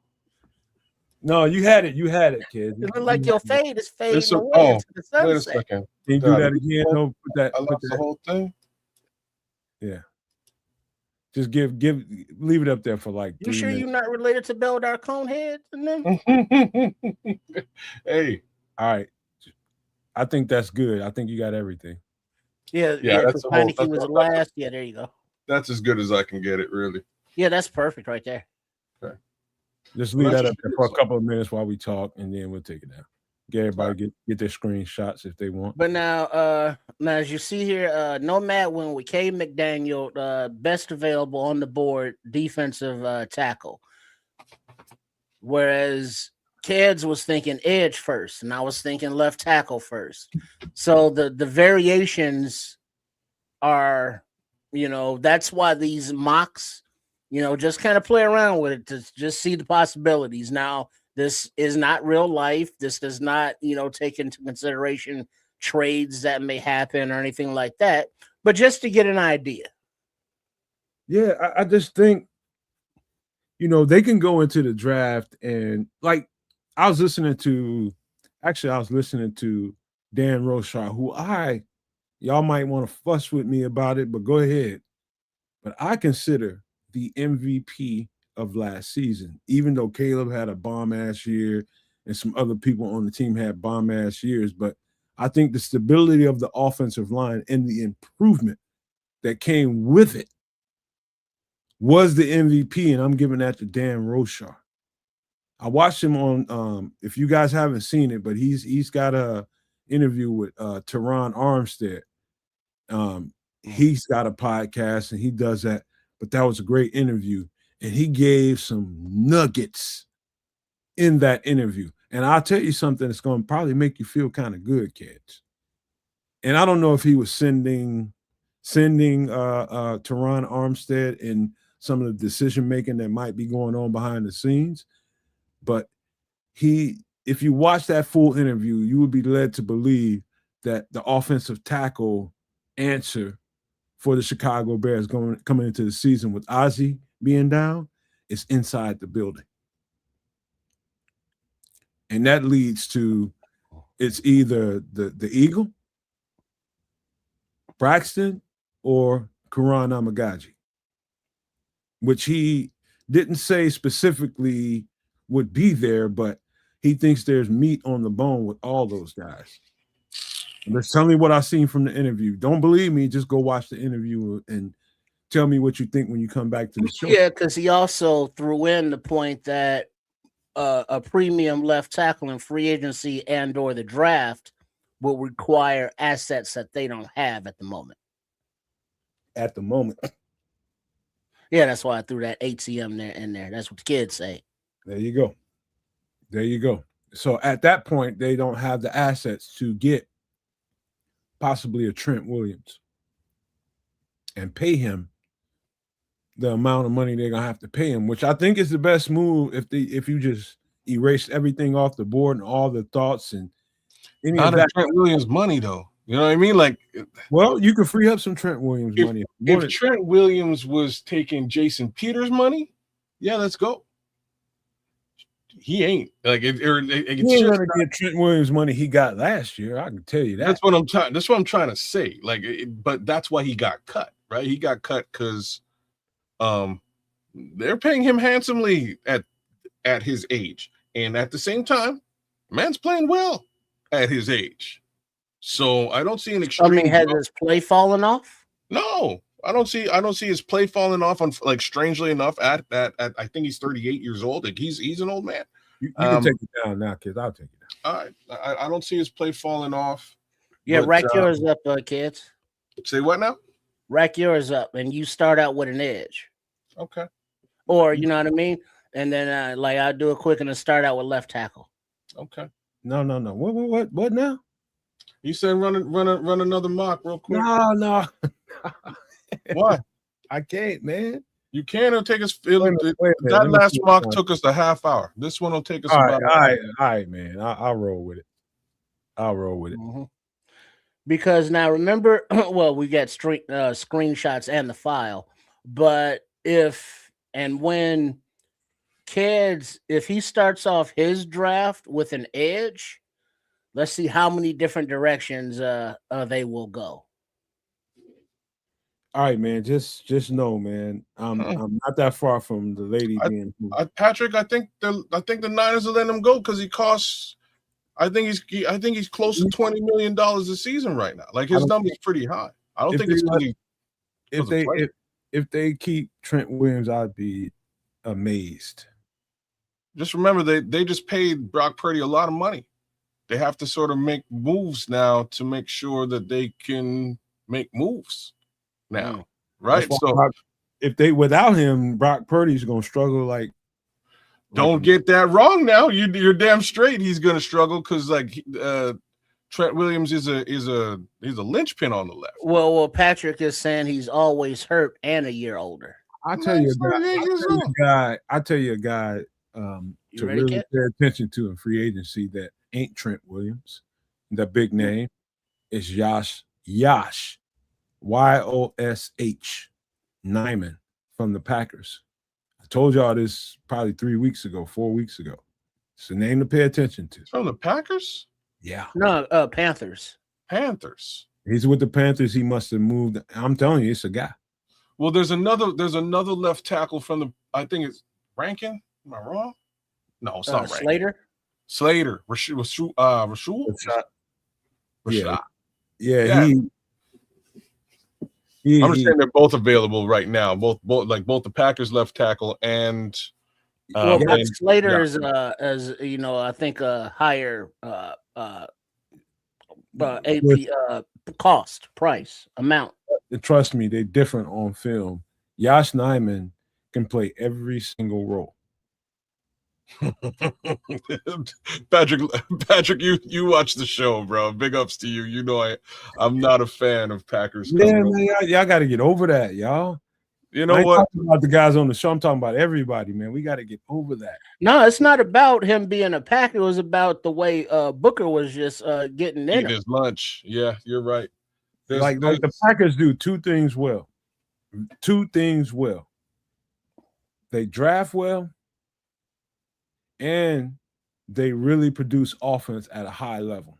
In any position, you're going to get a good player because the system is the same, and they really perform well in those systems. So if you got a West Coast offense, what that translates to for a team like us that also runs a West Coast offense, but in a different way, you just cut in half the learning curve. Now they just got to come in here and learn your verbiage, learn your terminology, and run the same concept. That's what you're getting when you get a Packer. And so as invaluable as you guys think that is, it's extremely valuable to the people inside the building. They ain't got nothing to do with fanfare. They don't give a shit. Get the right guy in the building that can be multiple. And Yosh Nijman, even though he was a Packer, is one of those guys. So only keep an eye on that name. Well, the upside about Yosh Nijman is he's very affordable, so they may wind up making a move in this regard. Quite frankly, it probably costs them less to get a Yosh Nijman than it would be to actually sign Braxton Jones to an extended contract when they don't have to. So that's part of the conversation. I just, I don't expect them to re-sign Braxton Jones. They might, though. I don't know if that's to our benefit. I feel it's not. I feel it's to our detriment, which leaves us with the other two guys, Karan and the Eagle. I'm all about the Eagle. I think the Eagle do great at low wallet share money, and they just re-signed him for low wallet share money. And then you have the third round pick who's been developing, and hopefully he can stay healthy and might be able to help out. I'll tell you what, Trips, because I know you itching to do this, man. Can we do it for a scratch? You can't do it in 30 minutes. Yeah, we can. All right, man. Wait, am I doing it or is Kids doing it? I thought Kids was doing it. No. You said you was kind of saying you want to do it. Okay, well, what else? Run it, Kids. Send it. We got to be done, man, because I got shit going on. Mm-hmm. Okay. Boom. All right, blow it up again. Like, you know what? Let me do this again. Give me a second. Wait, what?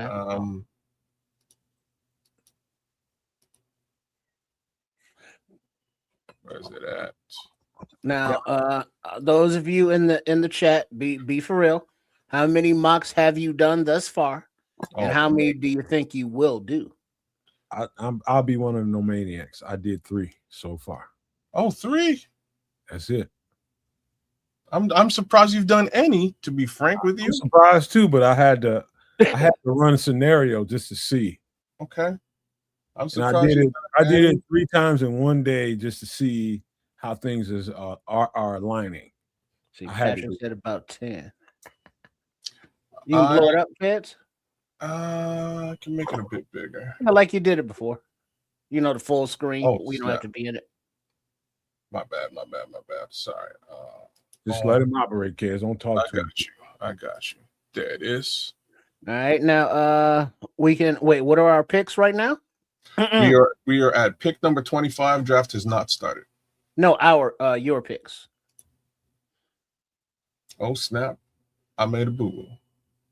Oh, you must have did it 1 round. Yeah. Except we'll fix that. 7 rounds. Start. There we go. All right, what are our picks? Before you started, hey, my girlfriend wanted to know why you didn't put some sardines in that fish taquito. Well, because that would be redundant. That's more fish. So we already have the mahis, you know, and I don't think, you know, that's like, why don't you have tuna fish on top of your salmon? You walk right into that one. I'll throw that one out there. All right, we're ready. All right, what are our trade offers? Or go ahead and start. When we start it up, boom, send it. All right, all right. We'll show you how to do this. Show you fools. Why ain't nobody moving up? Well, because we haven't done that yet. When I do it, I'm gonna give you guys a hint. Well, but you got to do it before you actually hit start, though. I'm gonna do it. All right, so we're looking at 41, 40. What is that? 28, 29, 29, 34, and 42, 37, 35. So, like, yeah, we can trade back. We get a future selection. What's the future? Is it a first or second? I'm 90% sure all of these are going to be a second. Well, click on it. I'm like Patrick said. Do it. Is there one that you're really looking at? Here's 35, second. No, I mean, if you just click on them, it all say second. It's all seconds. All right, so let's go with what's on the board. Let's show what's on the board, rather. Excuse me, sorry. Let's do that. Boom, back to the board. McDaniel, and all right, I'm going offensive tackle. Go ahead, give me that. The Freeling. That's the only reason Trish wanted to do it. He just wanted to itch this. He wanted to scratch this. No, I just want to do it. You know, doing it with the tackle first. That was gonna get to him in his sleep. Send it. I'm gonna do that. Just give me a second here. You saw something at that combine that made him want to get mine real freely. Is he a left, Trip? Yes. Yeah. Well, I mean, what did you see? I just heard, you know, I'm not saying it has anything to do with it, but that his mama's a yoga instructor. Oh, Lord. Is that why we're selecting him? Yeah, it is. Send it. All right. Okay. We have selected the yoga instructor. Namaste, baby. Namaste. We selected your downward dog. Yes, downward dog. Wow. We have selected the yoga instructor's son. I know. Selection. Triple R special, man. All right. Show the offers, please. I can't see. What are those numbers? Okay, so 60th selection and a future, likely a second. 67th selection and a future, likely a second. Minnesota 57 we would get pick number 82 and 97. Pittsburgh offers us 76 and 85 for pick. Give me that one. Yeah, that's what I'm talking. All right, now we're gonna stack them up a little something. Go back to all. All right, now it does not say our needs. There it is. Now we got to go according to this. So D line, edge, safety, linebacker, WR, wide receiver. So is this the all top of the board? Yeah. All right. Scroll down a few. Big citrus there. Yeah, I see that. Dante Scott. All right, so scroll back up, and we're gonna go with the defensive line where safeties are. Big citrus, please. Executive decision. Keep it moving. All right. Now, when we get back onto the board, boom, there it is. Now, is that all? This is all. All right. Top is see. I scroll down a little bit slowly. Wait, Starbud Clark, because he's a star, right? Nomad. Yeah. All right. Yeah, star him. All right. Scroll down a little bit.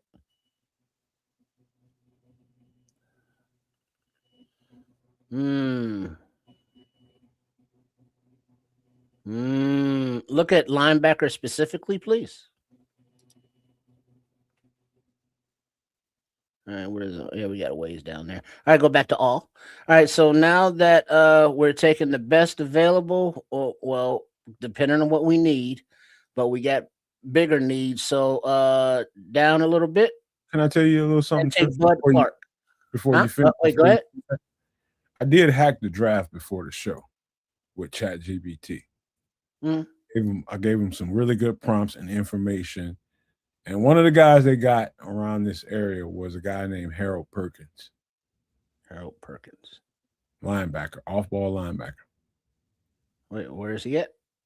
He's at, I believe, selection 129. Oh, LSU kid. LSU. He's great. It's just, in my opinion, a little bit early for him. We've got a selection 5 picks down the way. You know, you can try that, man. One of these days, just go to ChatGPT, give them the right information, and see if you can hack what you think the Bears might do. All right, give me all. All right, and right now, you said Bud Clark. Is that what you're doing? Yeah, the Bud, please. Is he a strong or a free-ish? Nomad. What's that? Is Bud Clark a strong or a free safety? More free than strong, but he can play both.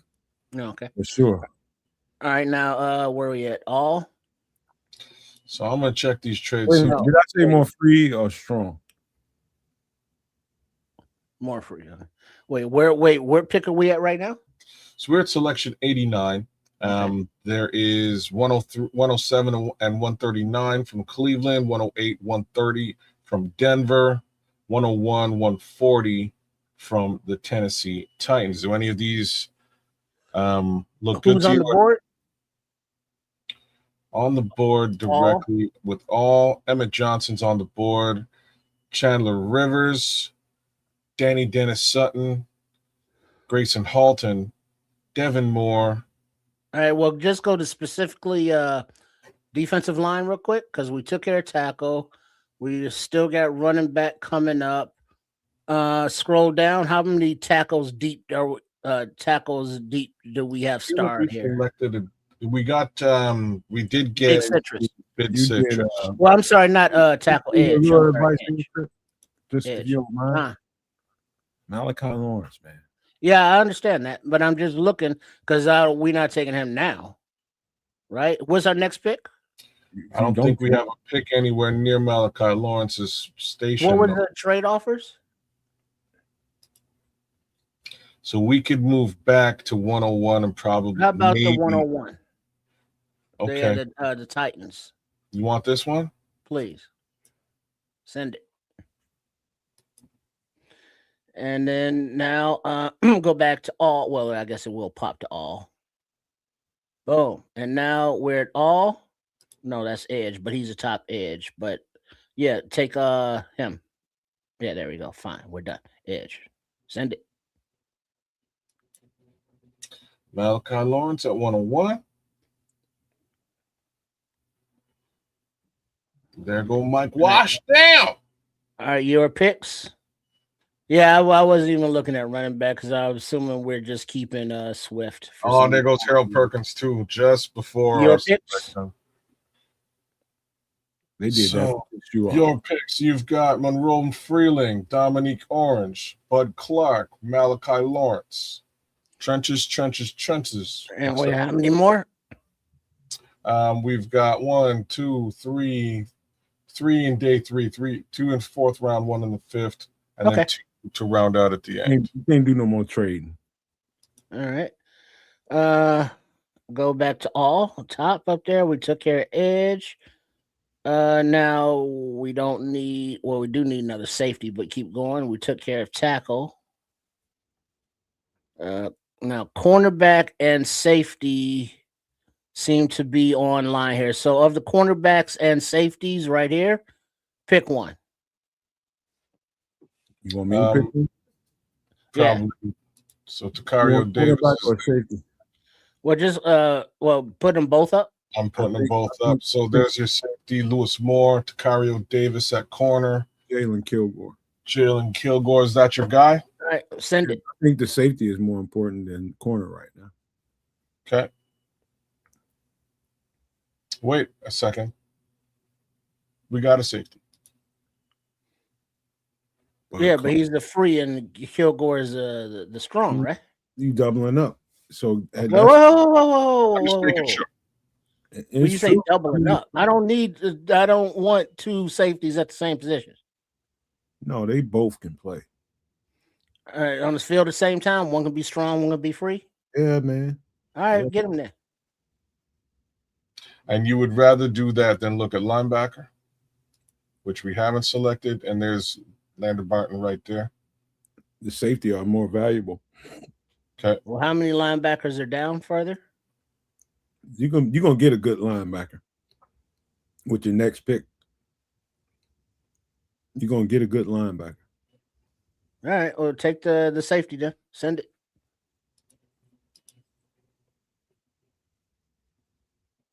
Kilgore. Oh. Yep. Oh, why did that do that? Let's try that again. Why are you doing that?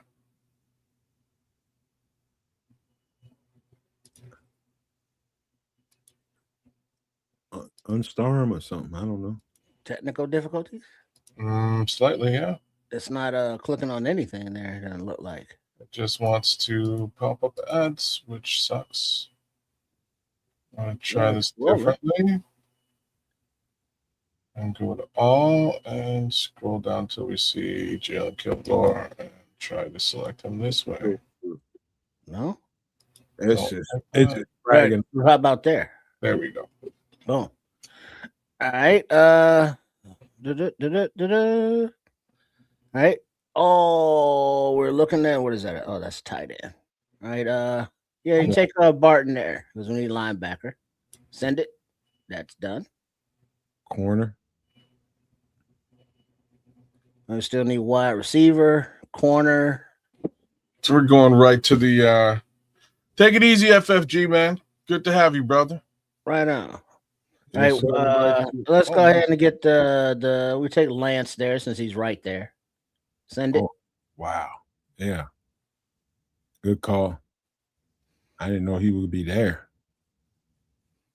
That's wild. I still say you go back to your trenches or go get you another linebacker. Or Le'Veon Moss just popped up. Well, he just left too. He's gone. Yeah, so we're getting right into the 200s now. Heineke should be around for this later round selection. I don't know who else will be here, but we'll take a quick look. Justin Jefferson. Maybe. Oh, you're right. So these are two selections, 239. All right, where's our next star now? Let's go right to star. In the trenches. Where's offensive line? Keep scrolling. Linebacker. Just looking for your guy. I guess Jefferson's gone. Marcus Allen, cornerback. So we could go cornerback, linebacker here, or vice versa. Running back with Sue Faison. It's a good place to get a running back too. Jackie Marshall is still available. 5 technique.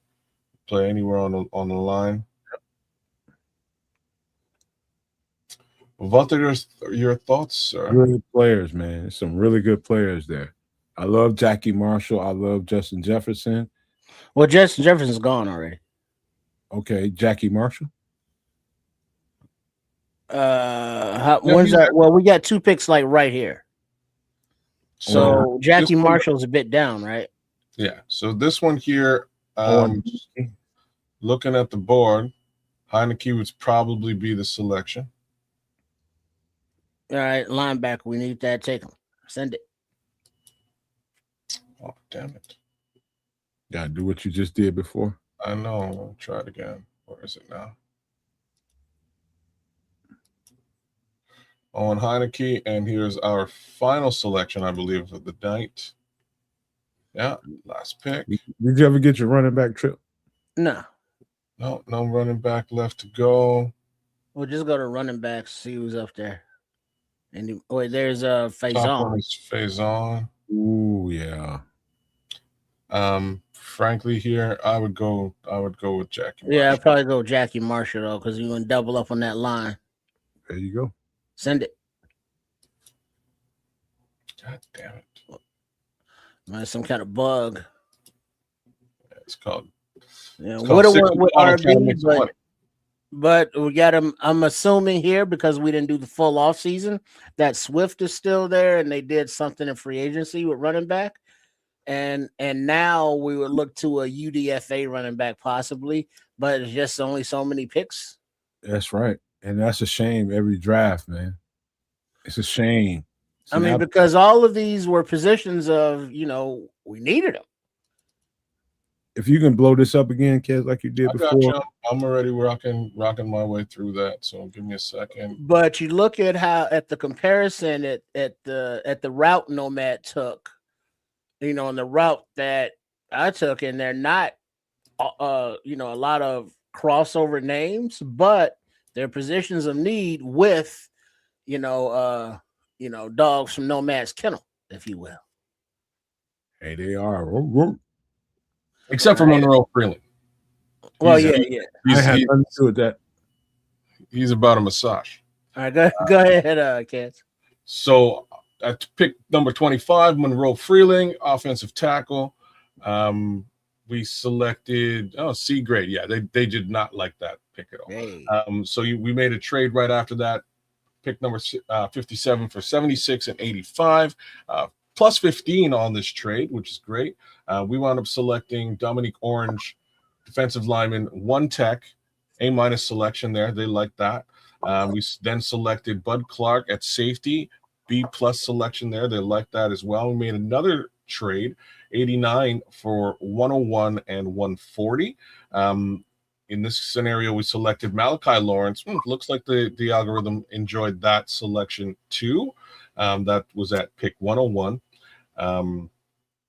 That's an edge rusher there. We got a Jalen Kilgore, another safety at 129, B+ selection. Another B+ selection in Lander Barton, interior linebacker. There's your MLB. Bryce Lance at wide receiver at selection 164. We then picked at 239 Owen Heineke, inside linebacker. And finally, Jackie Marshall, 5 tech at selection 241. What was the grade on that? Let's see what the grade was. Or does it say? It might not say. It doesn't say. But now, these players, are all ballers. I would assume that they if they progress and develop, different than Nomad's draft, but we would welcome these players on the squad. Nomad ain't have a draft yet. I thought you did the one earlier. That was me and Kez was kind of operating through that. I was more him. But just the way the difference is, because they started off with McDonald in the D line and progressed from there. Now we got different players, but we filled a lot of needs just the same. Trips, you was wilding out, man. You had to get Monroe Freeling because something you saw in that combine made you want to do that. Yeah, the way he moved at his size at left tackle. His mama does yoga. And that. You missed it? Good morning, sunshine. Patrick says, I think you were right on Washington. I think he's talking about Mike Washington, Nomad. That speed and receiving ability makes him more valuable. Oh, yeah, running back, yeah. Like Patrick, I believe there's reason, and I think the way the free agency period might shake out could put the Bears in position to move up in the draft to get a specific guy. And I think the specific guy could be somebody like Mike Washington. It could also be like I'm gonna tell you, David Bailey is a reason to move up in the draft as well. Well, but the thing is, not that he would give away all the plans, but it was a distinct pose. It's like, yeah, move back. It wasn't like, yeah, we see some players that we might want to jump up for. There was none of that. Not saying that they wouldn't do it. Maybe I might, when I do it, maybe I'll take that exercise and move forward. Maybe Wednesday or something. So this was a B+ draft trip. Okay. It'll be something nobody else has done. I'll move up and see if I can get some collateral when I move back a little bit after that. But I would do it like this. Obviously, you don't have time to do all of these, but we got a few days until the draft, if you will. Do one where you get a defensive tackle first. Do one where you get an edge first. Do one where you get a safety first. Do one where you get a left tackle first. Do one where you get a corner first, and then see where it takes you. Yeah, I think I'm gonna do next time. I'm definitely thinking about moving up in the draft and see what we got to give up to do it. I just want to see what that looks like. If y'all want to mock some shit up before we get into Wednesday's show, that's a good idea, man. Because when I decide to go there, that's probably the area I'm going to do, because I'm just going to assume that they're going to check some boxes in free agency, and they see a guy that they really want, and I'm just going to tell you right now, I see David Bailey as one of those guys. Mike Washington can be another with a little bit lesser of a trade back. The trade up for Mike Bailey Washington, trade back for Washington, less, but the trade up for Bailey is going to be a little bit more. Yeah, bro, he's like he's a top 4 selection in this draft. Yeah, that's gonna cost hell a lot. We're gonna see. Whereas we can trade back and still attain Mike Washington. Well, guess what? If we do the full thing, man, we might be able to get some collateral so that we can get some bomb ass players. Well, late rounds. Well, that's the fun part about as stick to the model develops. That the part that Kez was talking about with the trades, I tried it one time that was working. I tried another time it wasn't. But you can click on the player and it'll generate offers. It's like, we'll give you this pick for this player. And it also has the trade value in there in case it doesn't mock up some. You can go to a team that needs that player position and trade for picks, that value to keep it somewhat realistic. And you can acquire and accumulate picks that way. And then you can have a whole good ass time, in the draft. All right. I'm going to say this, Patrick, and this is to your comment. He says, and we're talking about the trade up scenario. He says, you got Komet and DJ as ammo. I'm going to be honest, man. That whole thing with DJ became so personal after the season. It's like people it got to a point where it's just like, I can't stand you motherfuckers, man. Like the people that's constantly, like DJ provided so much for us. And it gets under my skin a little bit. It's like people are just so dismissive of what he brought to the table. Like without DJ, we ain't seeing the length of the season that we saw. We ain't seeing the success that we had. And even though DJ wasn't really a factor for most of the season, when it came down to it, DJ was that mother effer when he had to make plays. And so I'm just being honest with you. Seems like sometimes that the fans of any organization, not just the Bears, are so in the moment, they don't see the bigger picture. Like DJ is a dog. You can't, it's hard to find somebody a number one receiver that plays all the games that he played, hurt like he did, and then still perform. Now, in the scenario that we talking about mocking up, I'm totally willing to propose a trade and see what we can get for DJ, just because I'm willing to play along with it. Now, I'm talking to the fan base, the No Maniacs, and everybody that's listening to me. Man, please stop being disrespectful of DJ Moore. Without that cat, we ain't get none of the shit we got this year. Watch. DJ Moore gets traded tomorrow. I don't care. I'm just saying, be respectful. I'm just messing with you. In any event, yes, there was a fan side of this whole conversation, but there's also just the dollars and cents of it. And Ryan Poles kind of like, just got to say things out loud. He kind of messed up with DJ Moore. Like, he put a lot of money in this young man's pocket early, and it makes it tough to maneuver. You know, there's also other guys that he then turned around and put a lot of money in their pocket. So he's got to do something. And the easiest things to do are as follows. Tremaine Edmunds, not re-sign Jaquan Brisker, potentially trade off DJ Moore, restructure Grady, Deo, Thuney, Jonah Jackson, and who's in the middle? Drew Dahlman. Like that. Those are the things that kind of have to happen. So, you know, I appreciate what DJ Moore brought to the table. Them kill shots against, live shots. You know, sorry, them this just doesn't sound the same. Unalive shots, you know what I mean? Like whatever. Them deep passes will just move away from the word from that. But those shots that ended the Packers went to DJ Moore. DJ Moore is a big part of that. He has some, you know, he has some serious receptions this season. Might not have big reception numbers, but key game-ending receptions. And to that effect, I have to give him mad love. You know, he's put up big seasons in the past for this team. And that being said, as a Bear, he's invaluable.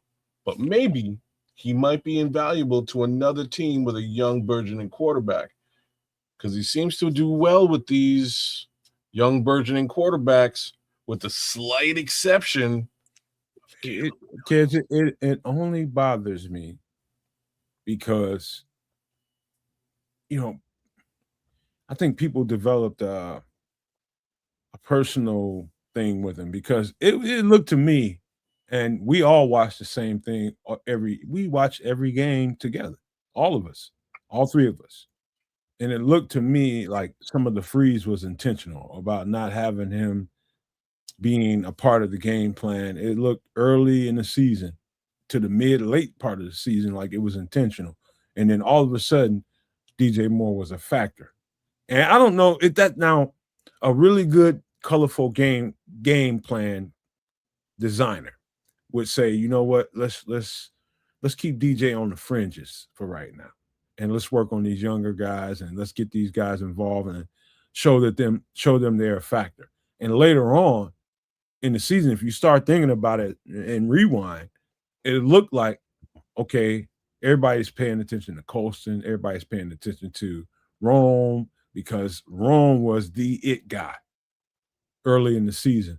And it looked like to me, if I was, you know, using my head to really disseminate what I was seeing, they were intentionally freezing DJ out for a couple of reasons. Could have been that, okay, we want to start working on our offense without DJ Moore. Second part could have been, maybe we want to save him for later. I don't know how y'all think about that, but that's kind of where my mind goes when it comes to that. Either way, fellas, I think DJ Moore is extremely important. I think he's hard to come by, and I think he's a bomb-ass receiver when you put the ball in his hands on a regular basis. I would love to hear Ben Johnson just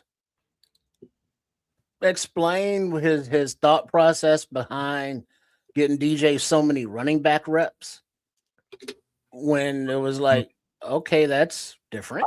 I can help you there. Okay. And you don't? He's trying to make the offense more multiple. He's trying to bring variations to. No. Listen, look at it this way. Keep going. Just look at it this way, kids. Look at it if you were a defender and you see DJ Moore out on the perimeter all the time. You really know what to expect from him. But if you motion him into the offense from a different position, now whoever that was that had to key on DJ, now he's got to think about something different. And you give him the ball. And so people will, on the other side of that, when they're scheming against the Bears, be like, oh, okay, they just dressing this shit up and trying to make us do things we don't want to do. You have to play chess with this. And he was using DJ as basically as window dressing, but then giving him the ball. But then other times not giving them the ball and forcing a player away from the play. And so he goes on a jet sweep. He takes an entire football player out of that range of everything that they want to do. You understand what I'm saying now? Oh, I get it. So a few fakes, a decoy, and then boom, hit him with a play. I get it. I just don't like it. You know what I mean? Like how many of the guys that we had on the team that could have done what DJ did? We have one, and he wound up sitting on the bench for the better part of the beginning of the season because of that. But Devin Duvernay, but then no, Luther Burden's the guy, man. He's the guy. So I have little problems with that whole running back situation, period. I hear what you're saying, and yeah, it was sort of it was to a certain degree, it was to put something on tape that folks would see, whether it worked or didn't. It was just like something we're trying, and then he could do something different. Right. You know what I mean? He wound up doing that a few times, and that was cool. Just for me, it was cool to see because it gave me a true glimpse into the mind of a Ben Johnson. Like he's really trying to mess with other teams. Like he really is, and that's cool. The flip side of this is like you're bringing DJ Moore into the under center area. You're also bringing that cornerback into the under center area. So now if he actually gets the ball and he's running the ball, he's going nowhere. And that was sort of the end result of every time he got the football on the center. So I was not very pleased with that. It also means you're taking the ball out of the hands of a Kyle Monangai, a DeAndre Swift in a running case scenario where they probably would have done better than DJ. You already had it, but you're not really seeing what you're saying. No, I see both. I see both sides of it, though. You know what I mean? I see this. I see the scheme side, and that makes sense. So I'm not mad that they did it. Even if he got nothing on those plays where he actually got the ball, he got a yard, maybe two, maybe nothing. The fact that he gave it to him is going to play a factor. Because you got to honor it now. No, it did play. It's only 11 players that you can. It's only 11 guys, kids. You take one freaking guy out of that with a couple tight ends that you had to account for and some other guys that you got to account for. That's going to thin out the herd. It did play a factor in time. The other way of looking at this is the way that I was describing. And now I'll layer onto that a little more. The lack of actual targets for DJ Moore during the beginning of the season was also quite eye-opening to the point that I'm sure the three of us definitely brought it up in conversation a couple of times until finally there was a game where he was targeted a few times and there was some level of success. But those first 4 games, there really wasn't much going to that left side of the field to the degree that it was almost expected that they were going to put DJ Moore in the running back game and just to get him into the game, right? So it was a little bit odd. Right. I see them doing the same thing with a Luther Burden. Don't get me wrong, but it's all right. Also look at it from this standpoint, Trish and kids. Look at it from this way too. We just looked at it from a DJ perspective. We just looked at it from a coaching perspective on how to use DJ. Now look at it from this perspective. When a quarterback is learning a new offense and really trying to get comfortable with the verbiage, trying to get comfortable with the play calling, the huddle, and getting to the line of scrimmage, all of that shit was happening in real time while we were wondering why guys ain't being a particular factor in the offense. And behind the scenes, while that's going on, Caleb is going through whatever he's going through and then targeting wherever he's going to target. He had a particular, real emphasis on wherever Rome was. We were questioning what the hell did we get. Also with DJ Moore, we were talking about Colston Loveland. Like, he ain't a factor either. Whenever he got into the mix, there was a certain thing that Caleb went through that shouldn't be looked over. And you don't realize that maybe the offense didn't really open up, to me, in my opinion, that didn't really happen until Week the 5 or 6, right? We're talking about somewhere around the trade deadline, mid-season, maybe a little earlier than that, but it didn't really turn on a dime until something happened in the bye week. And I think they got some running game shit straightened out there. And then that opened up everything. And so now all of a sudden DJ Moore is a factor. Now all of a sudden not Cole Kmet, it's more Colston Loveland, it's more Luther Burden, it's more everybody. Now Caleb is kind of seeing the field a little bit better. And so when you factor that part into it, as opposed to looking at it like he wasn't productive in the first part of the season, there's also layers to that.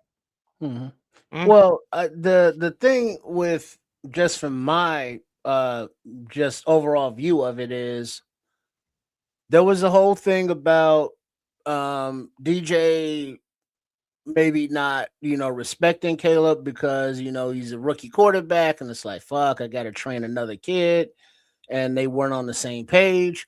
But then even after all this time together, they still don't have any kind of, they don't seem to click. They don't have that,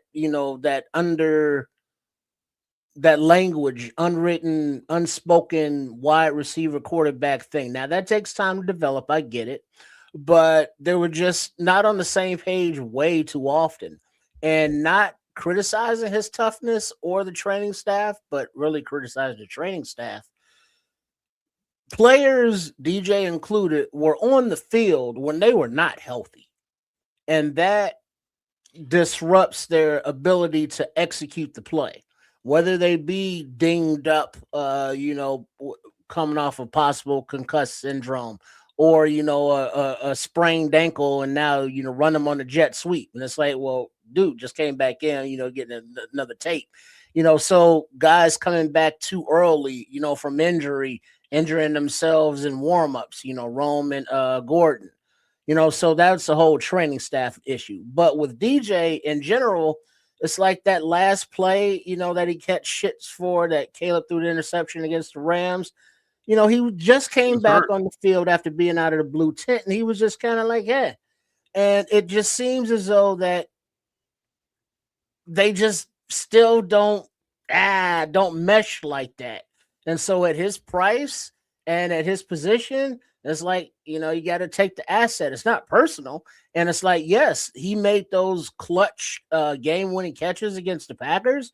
And if he wasn't here, he wouldn't have made those catches. But maybe somebody else would. Next season moving forward, somebody else will have to if he's not here. I'll tell you this, man. It was just so much to – this is an onion. And it's got layers on it. It really does, kids. It's got layers on it. I want to bring you back though a little bit to the beginning of this season, because even Patrick is saying in the chat that there was a time where you saw it, right? Like where both I remember very intentional that Caleb wasn't targeting him. We were worried about that altogether, and I meant that when I said it. But then there's a game where, and I think it's game 6, right? So bye week is passed. Braxton Jones is gone. Week 5 was a good game. Week 6, I think, is really where things started to click. But there's a game right around there where, they're on the sidelines after one of these big connections between Caleb and DJ. And Caleb goes up to DJ and he kind of massages the shoulders, and then he gives him a big hug, and even DJ's kind of like, man, get off me type of thing.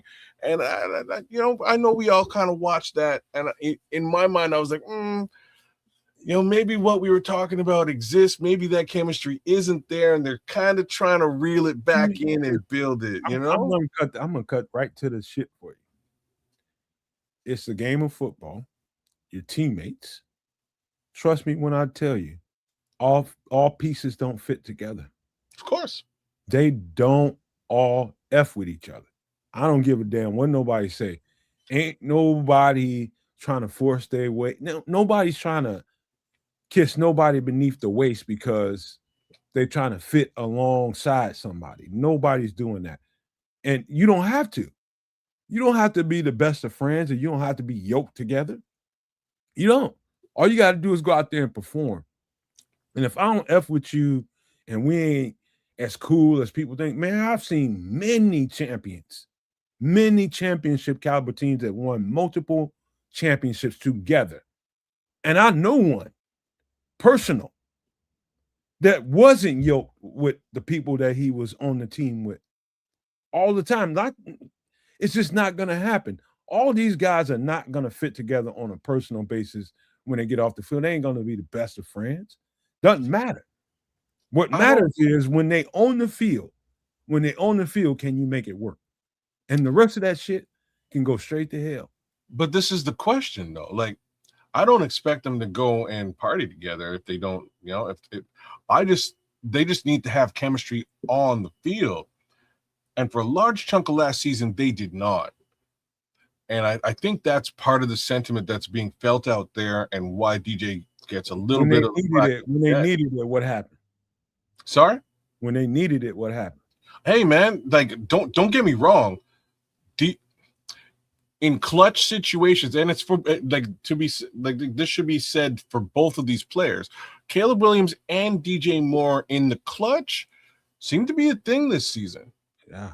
Don't get me wrong, right?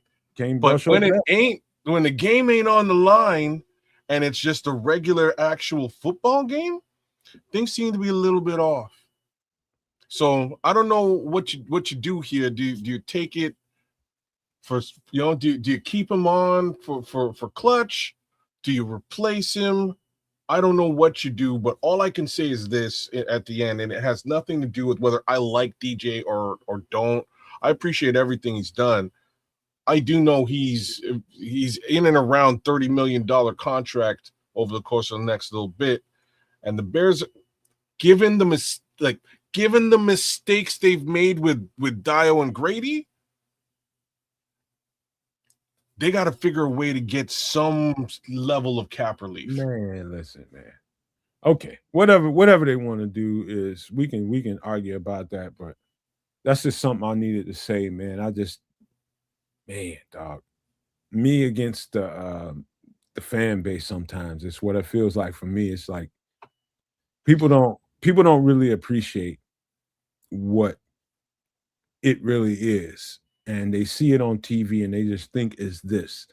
And I'm one of those people that's out here to doing this podcast and this show and this network, trying to bridge that gap between fan and player.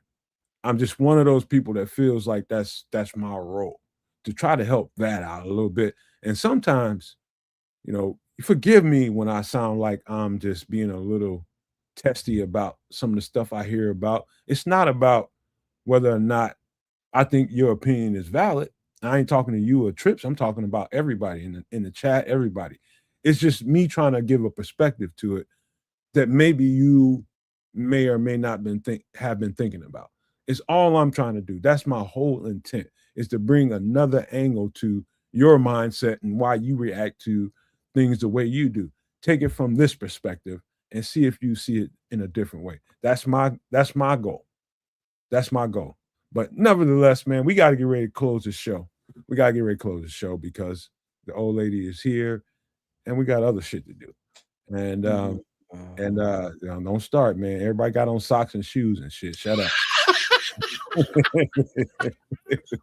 Ain't nobody doing none of that weird shit. Oh, shoot. I love you, boys. Ain't Y'all know nobody that. wearing sandals in the house. Yeah, man. It ain't summertime, man. No Love you, open boys, toe man. shoes. Let's go and get ready to close this motherfucker out. Hey, man, it's a Sunday night. Thanks for joining us again, right here on Kez Canuck, right here on the Nomad Network, and right here at Sports Chicago Style. We appreciate that. Patrick Higgins, big ups to you, FFG, Raymond, ATF, sorry, brother. You know what I mean? White G. Who else is out there? There's a whole bunch of folks out there. Robert Mecca, Pete Castiglione. I totally pronounced that perfectly. I should pat myself on the back for that. Big Dwayne is out there. Yo, shout outs to all you guys. Thanks for coming through in any event. We appreciate your patronage.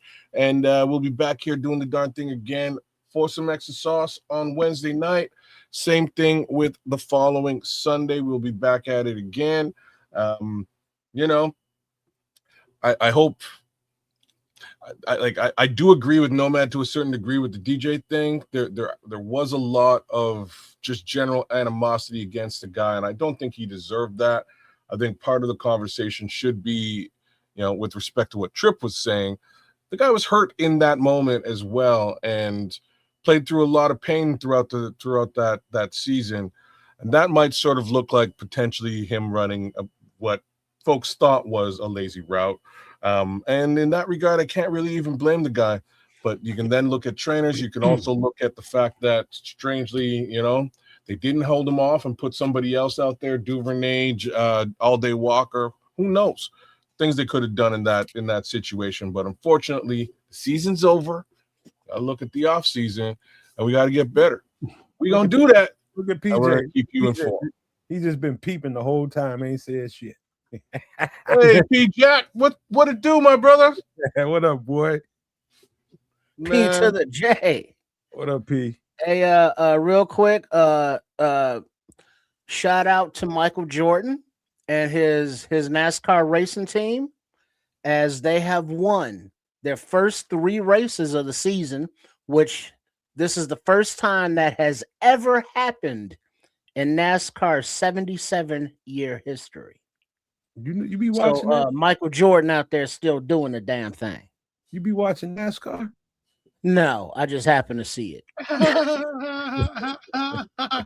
I mean, I have watched it, and I would watch it, but I don't make a choice to watch. I like motor racing, you know, NASCAR, the Indy cars, you know. But those dudes on the bikes, I can't watch that because that's just unaliving like on the stick. Tour de France, or are we talking motocross? The endurance racing, car racing, just cars. I can't watch racing. Open wheel, closed wheel trucks. Yeah, I like those. Yeah, I'm with you too, Nomad. I'm not a. It's like I understand it because I know NASCAR was out there in Chicago for a little bit doing their thing. Mm-hmm. I think they do a yearly thing now. Well, they used to, but I think they stopped that. Oh, they stopped it now. Races. Yeah, They're like the street races that they called them. Because I think next year they're going back to the raceway that's in the area and not on the city streets. So that might not be a thing going forward. Well, like I said, not something I have any general interest in. But shout out to Michael Jordan for making another bunch of cash. And he's just finding ways to generate more money with his tongue out. That's it. You know, and the numbers of his cars, 23. You know what it is. 35 and 45. And 45. Of course. Okay. Yeah. All right. I'll tell y'all guys what, man. I think that's pleasantries, but I want to leave y'all with something, even though I do have a lot of things on my mind. And it ain't got nothing to do with football. It ain't got nothing to do with this realm. It's got a lot to do with the world and what's going on right now. But just to keep the door closed on politics, I'll leave you guys on a good note. And I'll give you some suggestions for some things that you might want to do to fill up some time and get your mind off the crazy shit going on in the world. And that would be some really good shows on different apps right now that we've already seen. There's a really, really good one on Netflix called His and Hers. If you like something that's going to make you think, mystery, thriller type of, what you saying? Yeah. edge of your seat. Oh, she firing up his and hers right now. Right? What the fuck is taking so long? Yeah. See, hey, but that his and hers on Netflix. You got to see that. Got to see that. If you like Western, The Abandons is really, really good. I think I mentioned that before. That's really good, man, on Netflix as well. But another one that's gonna really get your mind. I'm just gonna tell you right now, if you like things that really fire up the neurons in your brain, the neutrons and all that shit, Black Rabbit on Netflix is that shit for you. It's a limited series. It's like 6-7 episodes or something like that. Like I told you guys before, Netflix is doing a real good job at the limited series, man. Now I think that's where a lot of things are going, to limited series, just to kind of put a worm out in the water with a fishing pole and hook attached to it to see if you're gonna like it, and then they go from there. So limited series is an area that I think you all should probably go down that road, man, and see some really good stuff there. Yes, it's a lot of good stuff, but let me see. I got Right on, Pete. Rubbing is racing. The Beast in Me. The Beast in Me on Netflix was also really, really good. Another thriller, another thinking kind of show that would make you, it's going to put your mind to work a little bit. And these are the kinds of shows that we're kind of leaning into right about now. The kind of stuff that's going to make you think and not really know the conclusion to something before it comes to the conclusion. It's really good. But maybe I'll put those links in the description after the show. But I'm telling y'all, there's some good stuff on Netflix right now. Really good stuff. So I just want to leave you guys with that before I give you guys one more last chance to speak on anything before we close it out. Shout out to Patrick. He brought up Days of Thunder, got him in a NASCAR. Cool movie. Used to love it on the PlayStation.